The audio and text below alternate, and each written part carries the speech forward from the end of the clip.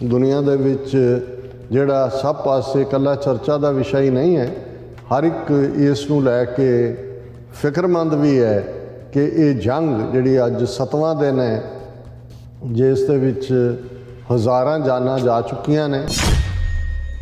Russia ने ये मन्निया कि उन्होंने 498 रूसी फौजी मरे ने, हालांकि यूक्रेन वालों ये जिहड़ी फिगर है 5000 तो ज़्यादा है। UN जनरल असैंबली वालों मता मैजोरिटी वोट के नाल पास होया कि रूस अपनी फौज उत्थों कढ़े, रूस को कंडैम किया गया। जिन्नियां सीवियर सैंक्शनस रशिया ते लाइया गई हैं, ये होप करते हैं कि रशिया दी इकोनॉमी जिहड़ी आ कोलैप्स होएगी, रशिया मजबूर होएगा इस सारे दे उत्ते समझौता करन दे उत्ते। ये प्रोट्रैक्टिड वॉर हुंदी है तो एक प्रॉक्सी वॉर बन जाएगी। अमरीका नैटो इस किस्म दे ही जिन्हां दे राहीं उन्होंने अगे करके यूक्रेन नूं उस लड़ाई नूं लड़ेगा। ये गल किसी कंडे नहीं लगती तो अज ईवन रशिया के फॉरेन मिनिस्टर ने अगेन न्यूक्लीयर ऑप्शन की धमकी दी है। कि रशिया ने भी ये मिथ लिया कि भाई हुण डू और डाई बैटल है, फिर वो कला मोल्डोवा तो ही नहीं, फिर ईवन ये जिहड़े पोलैंड और हंगरी और ये ने जिहड़े पहला ईस्टर्न यूरोप ब्लॉक सी उन्हां तक भी रशिया की पहुँच हो सकती है और फिर नैटो डायरैक्टली इन्वॉल्व होएगा। तो बेलारूस के प्रेजिडेंट के मूँह ये एक्सीडेंटली निकलिया कि ये जिहड़ा नैक्सट अटैक है वो मोल्डोवा के उत्ते होएगा, छोटा जिहा मुल्क है।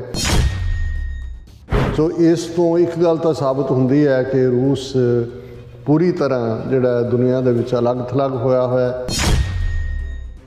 वाहिगुरू जी का खालसा वाहिगुरू जी की फतेह। अस्सलाम वालेकुम अदाबर्ड्स। मैं हाँ तुहाडी होस्ट नीलम कौर ते मैं TV84 ਦੇ ਸਾਰੇ ਦਰਸ਼ਕਾਂ ਤੇ ਸਰੋਤਿਆਂ ਨੂੰ ਜੀ ਆਇਆਂ ਕਹਿੰਦੀ ਹਾਂ ਪ੍ਰੋਗਰਾਮ ਸੱਚੋ ਸੱਚ ਵਿੱਚ, ਜਿਹੜੇ ਇਸ ਪ੍ਰੋਗਰਾਮ ਨਾਲ ਦੇਸ਼ਾਂ ਵਿਦੇਸ਼ਾਂ ਤੋਂ ਜੁੜ ਚੁੱਕੇ ਨੇ। ਖਾਲਸਾਨਾ ਅਫੇਅਰ ਸੈਂਟਰ ਦੇ ਸੰਚਾਲਕ ਡਾਕਟਰ ਅਮਨਜੀਤ ਸਿੰਘ ਰੋਜ਼ਾਨਾ ਦੀ ਤਰ੍ਹਾਂ ਸਟੂਡੀਓ 'ਚ ਮੇਰੇ ਨਾਲ ਮੌਜੂਦ ਨੇ। ਉਹਨਾਂ ਨਾਲ ਗੱਲਬਾਤ ਕਰਕੇ ਅੱਜ ਦੇ ਅਹਿਮ ਇਸ਼ੂਜ਼ ਉੱਪਰ ਉਹਨਾਂ ਤੋਂ ਉਹਨਾਂ ਦਾ ਤਬਸਰਾ ਜਾਣਦੇ ਹਾਂ। ਜੀ ਡਾਕਟਰ ਸਾਹਿਬ ਵਾਹਿਗੁਰੂ ਜੀ ਕਾ ਖਾਲਸਾ ਵਾਹਿਗੁਰੂ ਜੀ ਕੀ ਫਤਿਹ। हाँ जी नीलम कौर जी, तुहानूं भी तो दुनिया भर च बैठे साडे बहुत ही प्यारे सोहणे सियाणे TV84 ਦੇ ਵਿਊਅਰਸ ਨੂੰ ਵੀ ਵਾਹਿਗੁਰੂ ਜੀ ਕਾ ਖਾਲਸਾ ਵਾਹਿਗੁਰੂ ਜੀ ਕੀ ਫਤਿਹ। ਤੇ ਸਾਡੇ ਬਹੁਤ ਹੀ ਪਿਆਰੇ ਮੁਸਲਮਾਨ ਭੈਣਾਂ ਭਰਾਵਾਂ ਨੂੰ अस्सलाम वालेकुम। जी डॉक्टर साहब जी आया प्रोग्राम सचो सच विच बहुत शुक्रिया जी। डॉक्टर साहब अज 2 मार्च 2022 19 फग्गन नानकशाही संमत 500 ਦਾ ਦਿਨ ਹੈ ਤੇ ਡਾਕਟਰ ਸਾਹਿਬ ਪ੍ਰੋਗਰਾਮ ਸ਼ੁਰੂ ਕਰਨ ਤੋਂ ਪਹਿਲਾਂ ਅਸੀਂ ਆਪਣੇ ਦਰਸ਼ਕਾਂ ਤੇ ਸਰੋਤਿਆਂ ਨੂੰ ਹਮੇਸ਼ਾ ਤਰ੍ਹਾਂ ਦੱਸਿਓ ਵਿਊਅਰਸ ਜੇ ਤੁਸੀਂ ਹੱਕ ਸੱਚ ਇਨਸਾਫ ਤੇ ਪੈਰਾ ਦਿਨ ਦਾ ਇੱਕੋ ਇੱਕ ਚੈਨਲ TV84 ਨੂੰ ਦੇਖਣਾ ਚਾਹੁੰਦੇ ਹੋ ਤਾਂ ਤੁਸੀਂ ਦੇਖ ਸਕਦੇ ਹੋ ਸਪੈਕਟਰਮ ਕੇਬਲ, ਆਸ਼ੀਨ ਕੇਬਲ, ਬੈਲਫਾਬਿਕਲ Canada, roku, Jadoo box, Oshawa, Facebook TV84 ਦੀ ਐਪ ਰਾਹੀਂ online streaming and IP box ਤੇ ਤੁਸੀਂ TV84 ਨੂੰ ਦੇਖ ਸਕਦੇ ਹੋ। ਵਿਊਅਰਸ ਜੇ ਤੁਸੀਂ TV84 ਨਾਲ ਜਾਂ ਪ੍ਰੋਗਰਾਮ ਸੱਚੋ ਸੱਚ ਨਾਲ ਫੇਸਬੁੱਕ ਰਾਹੀਂ ਜੁੜੇ ਹੋ ਤਾਂ ਇਸ ਨੂੰ ਵੱਧ ਤੋਂ ਵੱਧ ਲਾਈਕ ਕਰੋ ਤੇ ਸ਼ੇਅਰ ਕਰੋ ਅਤੇ ਨਾਲ ਹੀ YouTube ਤੇ ਸਬਸਕ੍ਰਾਈਬ ਵੀ ਕਰੋ। ਇਹ ਵੀ ਦੱਸ ਦਿਓ ਕਿ ਤੁਸੀਂ TV84 ਦੀ ਐਪ ਨੂੰ ਐਂਡਰੋਇਡ ਐਂਡ ਐਪ ਸਟੋਰ ਤੇ ਡਾਊਨਲੋਡ ਕਰਕੇ ਜੋ TV84 ਦੀ ਲਾਈਵ ਸਟ੍ਰੀਮ ਹੈ ਇਸ ਨੂੰ ਤੁਸੀਂ 24 ਆਵਰਸ ਦੇਖ ਸਕਦੇ ਹੋ। ਵਿਊਅਰਸ ਪ੍ਰੋਗਰਾਮ ਦੇ ਸ਼ੁਰੂ ਦੇ ਵਿੱਚ ਆਪਾਂ ਗੱਲਬਾਤ ਕਰਾਂਗੇ ਅੱਜ ਦੀ ਸਪਾਂਸਰਸ਼ਿਪ ਦੇ ਹਵਾਲੇ ਨਾਲ ਕਿ ਅੱਜ ਦੇ ਪ੍ਰੋਗਰਾਮ ਸੱਚੋ ਸੱਚ ਨੂੰ ਸਪਾਂਸਰ ਕੀਤਾ ਗਿਆ ਹੈ ਵੀਰ ਕਿਰਪਾਲ ਸਿੰਘ ਜੀ ਰਾਮ ਵੱਲੋਂ ਨਿਊਯਾਰਕ ਤੋਂ। ਸੋ ਇਹਨਾਂ ਨੇ TV84 ਅਤੇ ਖਾਸ ਕਰਕੇ ਡਾਕਟਰ ਅਮਰਜੀਤ ਸਿੰਘ ਦੀ ਚੜ੍ਹਦੀ ਕਲਾ ਲਈ ਅਰਦਾਸ ਕੀਤੀ ਹੈ ਔਰ ਵਾਹਿਗੁਰੂ ਕੌਮ ਨੂੰ ਸੇਧ ਦੇਣ ਵਾਲਿਆਂ ਦੇ ਸਿਰ ਤੇ ਮੇਰ ਪ੍ਰੇਰ ਹੱਥ ਰੱਖਣ। ਸੋ ਇਹਨਾਂ ਨੇ ਸਵਾਲ ਪੁੱਛਿਆ ਹੈ ਕਿ ਅਸੀਂ ਹਰਮੰਦਰ ਸਾਹਿਬ ਅੰਦਰ ਜੈਕਾਰਾ ਕਿਉਂ ਨਹੀਂ ਲਾ ਸਕਦੇ? ਕੀ ਜੈਕਾਰਾ ਲਾਉਣਾ ਅੰਗਰੇਜ਼ਾਂ ਨਾਲ ਕਿਸੇ ਸੰਧੀ ਤਹਿਤ ਬੰਦ ਹੋਇਆ ਸੀ? ਲਲਕਾਰ, ਚੜ੍ਹਦੀ ਕਲਾ ਅਤੇ ਆਜ਼ਾਦੀ ਦਾ ਪ੍ਰਤੀਕ ਜੈਕਾਰਾ ਦਰਬਾਰ ਸਾਹਿਬ ਵਿੱਚ ਕਿਉਂ ਨਹੀਂ ਲਗਾਇਆ ਜਾਂਦਾ? ਸੋ ਅੱਜ ਦੀ ਸਪਾਂਸਰਸ਼ਿਪ ਲਈ ਅਸੀਂ ਵੀਰ ਕਿਰਪਾਲ ਸਿੰਘ ਜੀ ਦਾ ਤਹਿ ਦਿਲ ਤੋਂ ਧੰਨਵਾਦ ਕਰਦੇ ਹਾਂ ਔਰ ਤੁਹਾਨੂੰ ਵੀ ਅਪੀਲ ਤੇ ਬੇਨਤੀ ਕਰਦੇ ਹਾਂ ਕਿ ਤੁਸੀਂ ਵੀ ਪ੍ਰੋਗਰਾਮ ਸੱਚੋ ਸੱਚ ਨੂੰ ਵੱਧ ਤੋਂ ਵੱਧ ਸਪਾਂਸਰ ਕਰੋ। ਸਪਾਂਸਰਸ਼ਿਪ ਲਈ ਤੁਸੀਂ ਸਾਨੂੰ ਕਾਲ ਕਰ ਸਕਦੇ ਹੋ ਸਾਡੇ ਫੋਨ ਨੰਬਰ ਤੇ 5166191984 ਸੇਮ ਨੰਬਰ ਤੇ WhatsApp ਕਰ ਸਕਦੇ ਹੋ। ਤੁਸੀਂ ਸਾਨੂੰ ਈਮੇਲ ਵੀ ਕਰ ਸਕਦੇ ਹੋ info@tv84.tv ਤੇ। ਸੋ ਵਿਊਅਰਸ ਹੁਣ ਆਪਾਂ ਪਹਿਲੇ ਸੈਗਮੈਂਟ ਦੇ ਵਿੱਚ ਗੱਲਬਾਤ ਕਰਨ ਜਾ ਰਹੇ ਹਾਂ रूस ਅਤੇ यूक्रेन ਦੇ ਹਵਾਲੇ ਨਾਲ ਕਿ ਯੂਨਾਈਟਿਡ ਨੇਸ਼ਨ ਜਨਰਲ ਅਸੈਂਬਲੀ ਨੇ ਰੂਸ ਦੀ यूक्रेन ਤੇ ਹਮਲੇ ਲਈ ਨਖੇਦੀ ਕਰਦਿਆਂ ਉਸ ਨੂੰ ਫੌਰਨ ਫੌਜਾਂ ਵਾਪਸ ਕੱਢਣ ਦਾ ਹੁਕਮ ਜਿਹੜਾ ਹੈ ਸੁਣਾਇਆ ਹੈ। ਸੋ ਇਸੇ ਤਰ੍ਹਾਂ ਅਮਰੀਕੀ ਪ੍ਰੈਜ਼ੀਡੈਂਟ ਜੋ ਬਾਈਡਨ ਨੇ ਆਪਣੇ state of the union lecture ਵਿੱਚ ਰੂਸ ਦੀ ਕਾਫੀ ਝਾੜ ਫੰਡ ਕੀਤੀ ਹੈ ਅਤੇ ਯੂਕਰੇਨ ਨਾਲ ਸੋਲੀਡੈਰਿਟੀ ਦਾ ਇਜ਼ਹਾਰ ਕੀਤਾ ਹੈ। ਸੋ ਯੂਕਰੇਨ ਵਿੱਚ ਮੌਜੂਦਾ ਹਾਲਾਤਾਂ ਬਾਰੇ ਆਪਾਂ ਗੱਲਬਾਤ ਕਰਨ ਜਾ ਰਹੇ ਹਾਂ। ਸੋ ਅਸੀਂ ਚਾਹਾਂਗੇ ਕਿ ਤੁਸੀਂ ਸਾਨੂੰ ਇਸੇ ਤਰ੍ਹਾਂ ਬਣੇ ਰਹਿਣਾ। ਦੇਖਣ ਸੁਣਨ ਲਈ ਤੁਹਾਡਾ ਸਭ ਦਾ ਬਹੁਤ-ਬਹੁਤ ਧੰਨਵਾਦ ਜੀ। ਰਾਜ ਸਾਹਿਬ ਕੀ ਕਹਿਣਾ ਚਾਹੋਗੇ? ਦੇਖੋ, ਸਭ ਤੋਂ ਪਹਿਲਾਂ ਤਾਂ ਅਸੀਂ ਅੱਜ ਦੇ ਪ੍ਰੋਗਰਾਮ ਨੂੰ ਸਪਾਂਸਰ ਕਰਨ ਲਈ ਵੀਰ ਕਿਰਪਾਲ ਸਿੰਘ ਜੀ ਦਾ ਸ਼ੁਕਰੀਆ ਅਦਾ ਕਰਦੇ ਹਾਂ। ਇਹ ਵੀ ਸਾਡੇ ਉਹਨਾਂ ਵੀਰਾਂ ਚੋਂ ਨੇ ਜਿਹੜੇ ਪ੍ਰੋਗਰਾਮ ਦੇ ਨਾਲ ਜੁੜੇ ਹੋਏ ਨੇ ਔਰ ਸਾਡੇ ਨਾਲ ਕੋਈ ਨਿੱਜੀ ਰਾਬਤਾ ਨਹੀਂ ਹੈ, ਪਰ ਪ੍ਰੋਗਰਾਮ ਦੇ ਰਾਹੀਂ ਇਹ ਸਮਝਦੇ ਨੇ ਕਿ TV 84 ਜੋ ਆਪਣਾ ਇੱਕ ਰੋਲ ਅਦਾ ਕਰ ਰਿਹਾ ਅੱਜ ਦੇ ਕੌਮੀ ਸੰਘਰਸ਼ ਦੇ ਵਿੱਚ, ਉਹ ਉਸ ਨੂੰ ਐਪਰੀਸ਼ੀਏਟ ਕਰਦੇ ਨੇ, ਐਡਮਾਇਰ ਕਰਦੇ ਨੇ। ਸਾਨੂੰ ਖੁਸ਼ੀ ਹੁੰਦੀ ਹੈ ਜਦੋਂ ਇਸ ਕਿਸਮ ਦੇ ਵੀਰ ਭੈਣਾਂ ਸਾਡੇ ਨਾਲ ਰਾਬਤਾ ਕਰਕੇ ਸਪਾਂਸਰਸ਼ਿਪ ਦਿੰਦੇ ਨੇ, ਕਿਉਂਕਿ ਇਸ ਤੋਂ ਸਾਨੂੰ ਹੁੰਦਾ ਹੈ ਕਿ ਵੀ ਸਾਡੇ ਪ੍ਰੋਗਰਾਮ ਦੀ ਆਊਟਰੀਚ ਜਾਂ ਉਸ ਦਾ ਕਿਤੇ ਨਾ ਕਿਤੇ ਜਿਹੜਾ ਉਸ ਦੇ ਚੰਗੇ ਪ੍ਰਭਾਵ ਨੇ ਉਹ ਆਮ ਗੁਰਸਿੱਖਾਂ ਦੇ ਵਿੱਚ ਵੀ ਮਹਿਸੂਸ ਕੀਤੇ ਜਾਂਦੇ ਨੇ। ਕਿਉਂਕਿ ਵਕਤ ਦੇ ਨਾਲ ਸਾਨੂੰ ਇਹ ਵੀ ਦੇਖਣਾ ਪੈਂਦਾ ਹੈ ਵੀ ਕਿਤੇ ਸਿਰਫ ਇੱਕ ਐਡਮਾਇਰਰਸ ਦਾ ਗਰੁੱਪ ਤਾਂ ਨਹੀਂ ਹੈ ਜਿਹੜਾ ਸ਼ੁਰੂ ਤੋਂ ਨਾਲ ਤੁਰਿਆ ਹੈ ਕਿ ਵੀ ਅਸੀਂ ਸਿਰਫ ਉਹਨਾਂ ਤੱਕ ਹੀ ਜਿਹੜਾ ਸਾਡੀ ਗੱਲ ਪਹੁੰਚਦੀ ਹੈ, ਪਰ ਸਾਨੂੰ ਖੁਸ਼ੀ ਹੈ ਕਿ ਜਦੋਂ ਦਾ ਅਸੀਂ ਸਪਾਂਸਰਸ਼ਿਪ ਪ੍ਰੋਗਰਾਮ ਸ਼ੁਰੂ ਕੀਤਾ ਹੈ ਦੂਰ ਦੁਰਾਡਿਓਂ ਔਰ ਉਹਨਾਂ ਖੇਤਰਾਂ ਤੋਂ ਵੀ, ਔਰ ਇਹ ਸਾਰੇ ਕਿਰਤੀ ਵੀਰ ਨੇ ਜਿਹੜੇ ਮਿਹਨਤ ਕਰਕੇ ਕਈ 12-12 ਘੰਟੇ ਕੰਮ ਕਰਦੇ ਨੇ, ਲੇਕਿਨ ਉਹਨਾਂ ਦੀ ਪ੍ਰੀਤ ਪੰਥ ਨਾਲ ਹੈ ਔਰ ਉਹ ਪੰਥ ਨੂੰ ਸਮਰਪਿਤ ਹੋਏ ਇਸ TV 84 ਨੂੰ ਸਪੋਰਟ ਕਰਦੇ ਨੇ। ਅਸੀਂ ਉਹਨਾਂ ਦਾ ਸ਼ੁਕਰੀਆ ਅਦਾ ਕਰਦੇ ਹਾਂ। ਉਹਨਾਂ ਦਾ ਸਵਾਲ ਦਰਬਾਰ ਸਾਹਿਬ ਦੇ ਅੰਦਰ ਜੈਕਾਰਾ, ਵੈਸੇ ਉਹਨਾਂ ਨੇ ਲਫ਼ਜ਼ ਨਗਾਰਾ ਤੇ ਨਹੀਂ ਕਿਹਾ, ਜੈਕਾਰਾ ਤੇ ਨਗਾਰਾ ਨਾ ਹੋਣਾ। ਦੇਖੋ, ਇਸ 'ਚ ਕੋਈ ਦੋ ਰਾਵਾਂ ਨਹੀਂ ਨੇ ਕਿ 1849 ਤੋਂ ਬਾਅਦ ਜਦੋਂ ਸਿੱਖ ਰਾਜ ਅੰਗਰੇਜ਼ਾਂ ਦੇ ਪੇਟੇ ਪਿਆ, ਦਰਬਾਰ ਸਾਹਿਬ ਕੰਪਲੈਕਸ ਦਾ ਔਰ ਬਾਕੀ ਇਤਿਹਾਸਕ ਗੁਰਦੁਆਰੇ ਜਿਹੜੇ ਨੇ ਉਹ ਸਿੱਧੇ ਤੌਰ ਤੇ ਅੰਗਰੇਜ਼ੀ ਪ੍ਰਭਾਵ ਥੱਲੇ ਆਏ। ਨਨਕਾਣਾ ਸਾਹਿਬ ਔਰ ਦੂਸਰੇ ਵੱਡੇ ਗੁਰਦੁਆਰਾ ਸਾਹਿਬਾਨ, ਉਹਨਾਂ ਦੇ ਵਿੱਚ ਤਾਂ ਕਿਵੇਂ ਉਦਾਸੀ ਮਹੰਤਾਂ ਨੂੰ ਅੰਗਰੇਜ਼ਾਂ ਨੇ ਉਹਨਾਂ ਨੂੰ ਦੀ ਪੁਸ਼ਤਪਨਾਹੀ ਕੀਤੀ, ਉਹਨਾਂ ਨੂੰ ਹਕੂਕ ਦਿੱਤੇ। ਦਰਬਾਰ ਸਾਹਿਬ ਅੰਮ੍ਰਿਤਸਰ, ਤਰਨਤਾਰਨ ਸਾਹਿਬ ਤੇ ਬਾਬਾ ਅਟਲ, ਇਹ ਸਿੱਧੇ ਤੌਰ ਤੇ ਜਿਹੜਾ ਅੰਗਰੇਜ਼ਾਂ ਨੇ ਜਿਹੜਾ ਕਮਿਸ਼ਨਰ ਜਾਂ ਡਿਪਟੀ ਕਮਿਸ਼ਨਰ ਜੋ ਵੀ ਉਦੋਂ ਟਰਮ ਯੂਜ਼ ਹੁੰਦੀ ਸੀ, ਉਹਨੇ ਆਪਣੇ ਅਧਿਕਾਰ ਖੇਤਰ 'ਚ ਲਏ ਔਰ ਇਹਨਾਂ ਤਿੰਨਾਂ ਗੁਰਦੁਆਰਾ ਸਾਹਿਬਾਨ ਦੇ ਪ੍ਰਬੰਧ ਦੇ ਲਈ ਜਿਨ੍ਹਾਂ ਨੂੰ ਸਰਬਰਾਹ ਕਿਹਾ ਜਾਂਦਾ ਸੀ ਉਹ ਅਪਾਇੰਟ ਕੀਤਾ। ਹੁਣ ਉਹ ਸਰਬਰਾਹ ਵੀ ਅੰਗਰੇਜ਼ੀ ਹਕੂਮਤ ਦੇ ਹੁਕਮ ਥੱਲੇ ਹੀ ਜਿਹੜਾ ਆਪਰੇਟ ਕਰਦੇ ਸੀ, ਪਰ ਅੱਗੋਂ ਜਿਹੜਾ ਜਿਨ੍ਹਾਂ ਦੇ ਕੋਲ ਪ੍ਰਬੰਧ ਸੀ, ਜਿਨ੍ਹਾਂ ਦੇ ਵਿੱਚ ਬਹੁਤ ਸਾਰੇ ਨਿਰਮਲੇ ਜਾਂ ਉਦਾਸੀ ਸੰਤ ਪਰੰਪਰਾ ਦੇ ਲੋਕ ਸੀ, ਉਹ ਧਾਰਮਿਕ ਕਾਰਜ ਔਰ ਉਹਦੇ 'ਚ ਈਵਨ ਦਰਬਾਰ ਸਾਹਿਬ ਦੇ ਅੰਦਰ ਜਿਹੜੇ ਸਾਂਭ ਸੰਭਾਲ ਕਰਨ ਵਾਲੇ ਸੀ, ਗੁਰੂ ਗ੍ਰੰਥ ਸਾਹਿਬ ਨਾਲ ਸੰਬੰਧਿਤ ਬਾਕੀ ਸਾਰੀ ਮਰਿਆਦਾ ਨਿਭਾਉਣ ਵਾਲੇ, ਉਹਨਾਂ ਦੇ ਲਈ ਲਫ਼ਜ਼ ਵੀ ਪੁਜਾਰੀ ਇਸਤੇਮਾਲ ਕੀਤਾ ਜਾਂਦਾ ਸੀ ਔਰ ਇਹ ਪੁਰਾਣੇ ਰਿਕਾਰਡਸ ਦੇ ਵਿੱਚ ਦੇਖਿਆ ਜਾ ਸਕਦਾ। ਸੋ ਅਸੀਂ ਸਮਝਦੇ ਹਾਂ ਵੀ ਕੁਝ ਚੀਜ਼ਾਂ ਜਿਹੜੀਆਂ ਕਿ ਬਾਅਦ ਦੇ ਵਿੱਚ ਜਿਨ੍ਹਾਂ ਨੂੰ ਮਰਿਆਦਾ ਦਾ ਨਾਂ ਦੇ ਕੇ ਅੱਜ ਤੱਕ ਵੀ ਉਹਨਾਂ ਦੇ ਉੱਤੇ ਡਿਬੇਟ ਹੁੰਦੀ ਹੈ ਕਿ ਭਾਈ ਇਹ ਕਿਵੇਂ ਹੋਏ, ਬੀਬੀਆਂ ਕੀਰਤਨ ਕਿਉਂ ਨਹੀਂ ਕਰ ਸਕਦੀਆਂ, ਸੇਵਾ 'ਚ ਕਿਉਂ ਨਹੀਂ ਆ ਸਕਦੀਆਂ ਪਾਲਕੀ ਦੀ, ਜਾਂ ਦੂਸਰਾ। ਸੋ ਇਹ ਬਹੁਤ ਸਾਰਾ ਕੁਛ ਉਸ ਪੀਰੀਅਡ ਦੇ ਵਿੱਚ ਐਸਾ ਵਿੱਚ ਆ ਜਾਂਦਾ ਹੈ ਜਿਹੜਾ ਉਹਨਾਂ ਦੀਆਂ ਪਰੰਪਰਾਵਾਂ ਮੁਤਾਬਕ, ਕਿਉਂਕਿ ਉਦਾਸੀ ਜਿਹੜੇ ਨੇ ਉਹ ਤਾਂ ਗ੍ਰਸਤੀ ਨਹੀਂ ਨੇ ਔਰ ਬਹੁਤ ਸਾਰੀਆਂ ਸਨਾਤਨੀ ਰਸਮਾਂ ਵੀ ਜਿਹੜੀਆਂ ਉਹ ਜੋ ਮੰਦਰਾਂ ਦੇ ਵਿੱਚ ਹੁੰਦੀਆਂ ਸੀ ਉਸ ਕਿਸਮ ਦੀਆਂ ਉਹਨਾਂ ਰਾਹੀਂ ਗੁਰਦੁਆਰਿਆਂ 'ਚ ਵੀ ਆਈਆਂ, ਕਿਉਂਕਿ ਉਹਨਾਂ ਦੇ ਉੱਤੇ ਪ੍ਰਭਾਵ ਸੀ ਸਨਾਤਨੀ ਸਾਰੀ ਵਿਚਾਰਧਾਰਾ ਦਾ। ਔਰ ਇਹ ਵੀ ਇੱਕ ਕਾਰਨ ਹੈ, ਹਾਲਾਂਕਿ ਸ਼੍ਰੋਮਣੀ ਕਮੇਟੀ ਕੋਲ ਕੰਟਰੋਲ ਆਇਆ ਵੀ 100 ਸਾਲ ਤੋਂ ਜ਼ਿਆਦਾ ਸਮਾਂ ਹੋ ਗਿਆ, ਪਰ ਇੱਕ ਗੱਲ ਦਾ ਧਿਆਨ ਰਿਹਾ, ਕਈ ਵਾਰ ਮਜ਼ਹਬ ਦੇ ਪ੍ਰਿੰਸੀਪਲ ਨੂੰ ਉਲੰਘਣਾ ਸੌਖਾ ਹੁੰਦਾ ਹੈ। ਜਿਹੜੀ ਰਵਾਇਤ ਹੁੰਦੀ ਹੈ, ਜਿਹਨੂੰ ਟ੍ਰੈਡੀਸ਼ਨ ਕਿਹਾ ਜਾਂਦਾ ਹੈ, ਪਰੰਪਰਾ, ਉਹ ਤੁਸੀਂ ਆਪਣੇ ਘਰਾਂ 'ਚ ਵੀ ਦੇਖੋਗੇ ਕਿ ਜੇ ਨੂੰਹ ਆਈ ਹੈ ਉਹ ਕਹੇਗੀ ਜੀ ਮੇਰੀ ਸੱਸ ਨੇ ਮੈਨੂੰ ਆਉਂਦਿਆਂ ਪਹਿਲੀ ਗੱਲ ਇਹ ਸਮਝਾਈ ਸੀ, ਉਹ ਆਪਣੀ ਨੂੰਹ ਨੂੰ ਵੀ ਕਹੇਗੀ ਕਿ ਇਵੇਂ ਹੀ ਕਰੋ।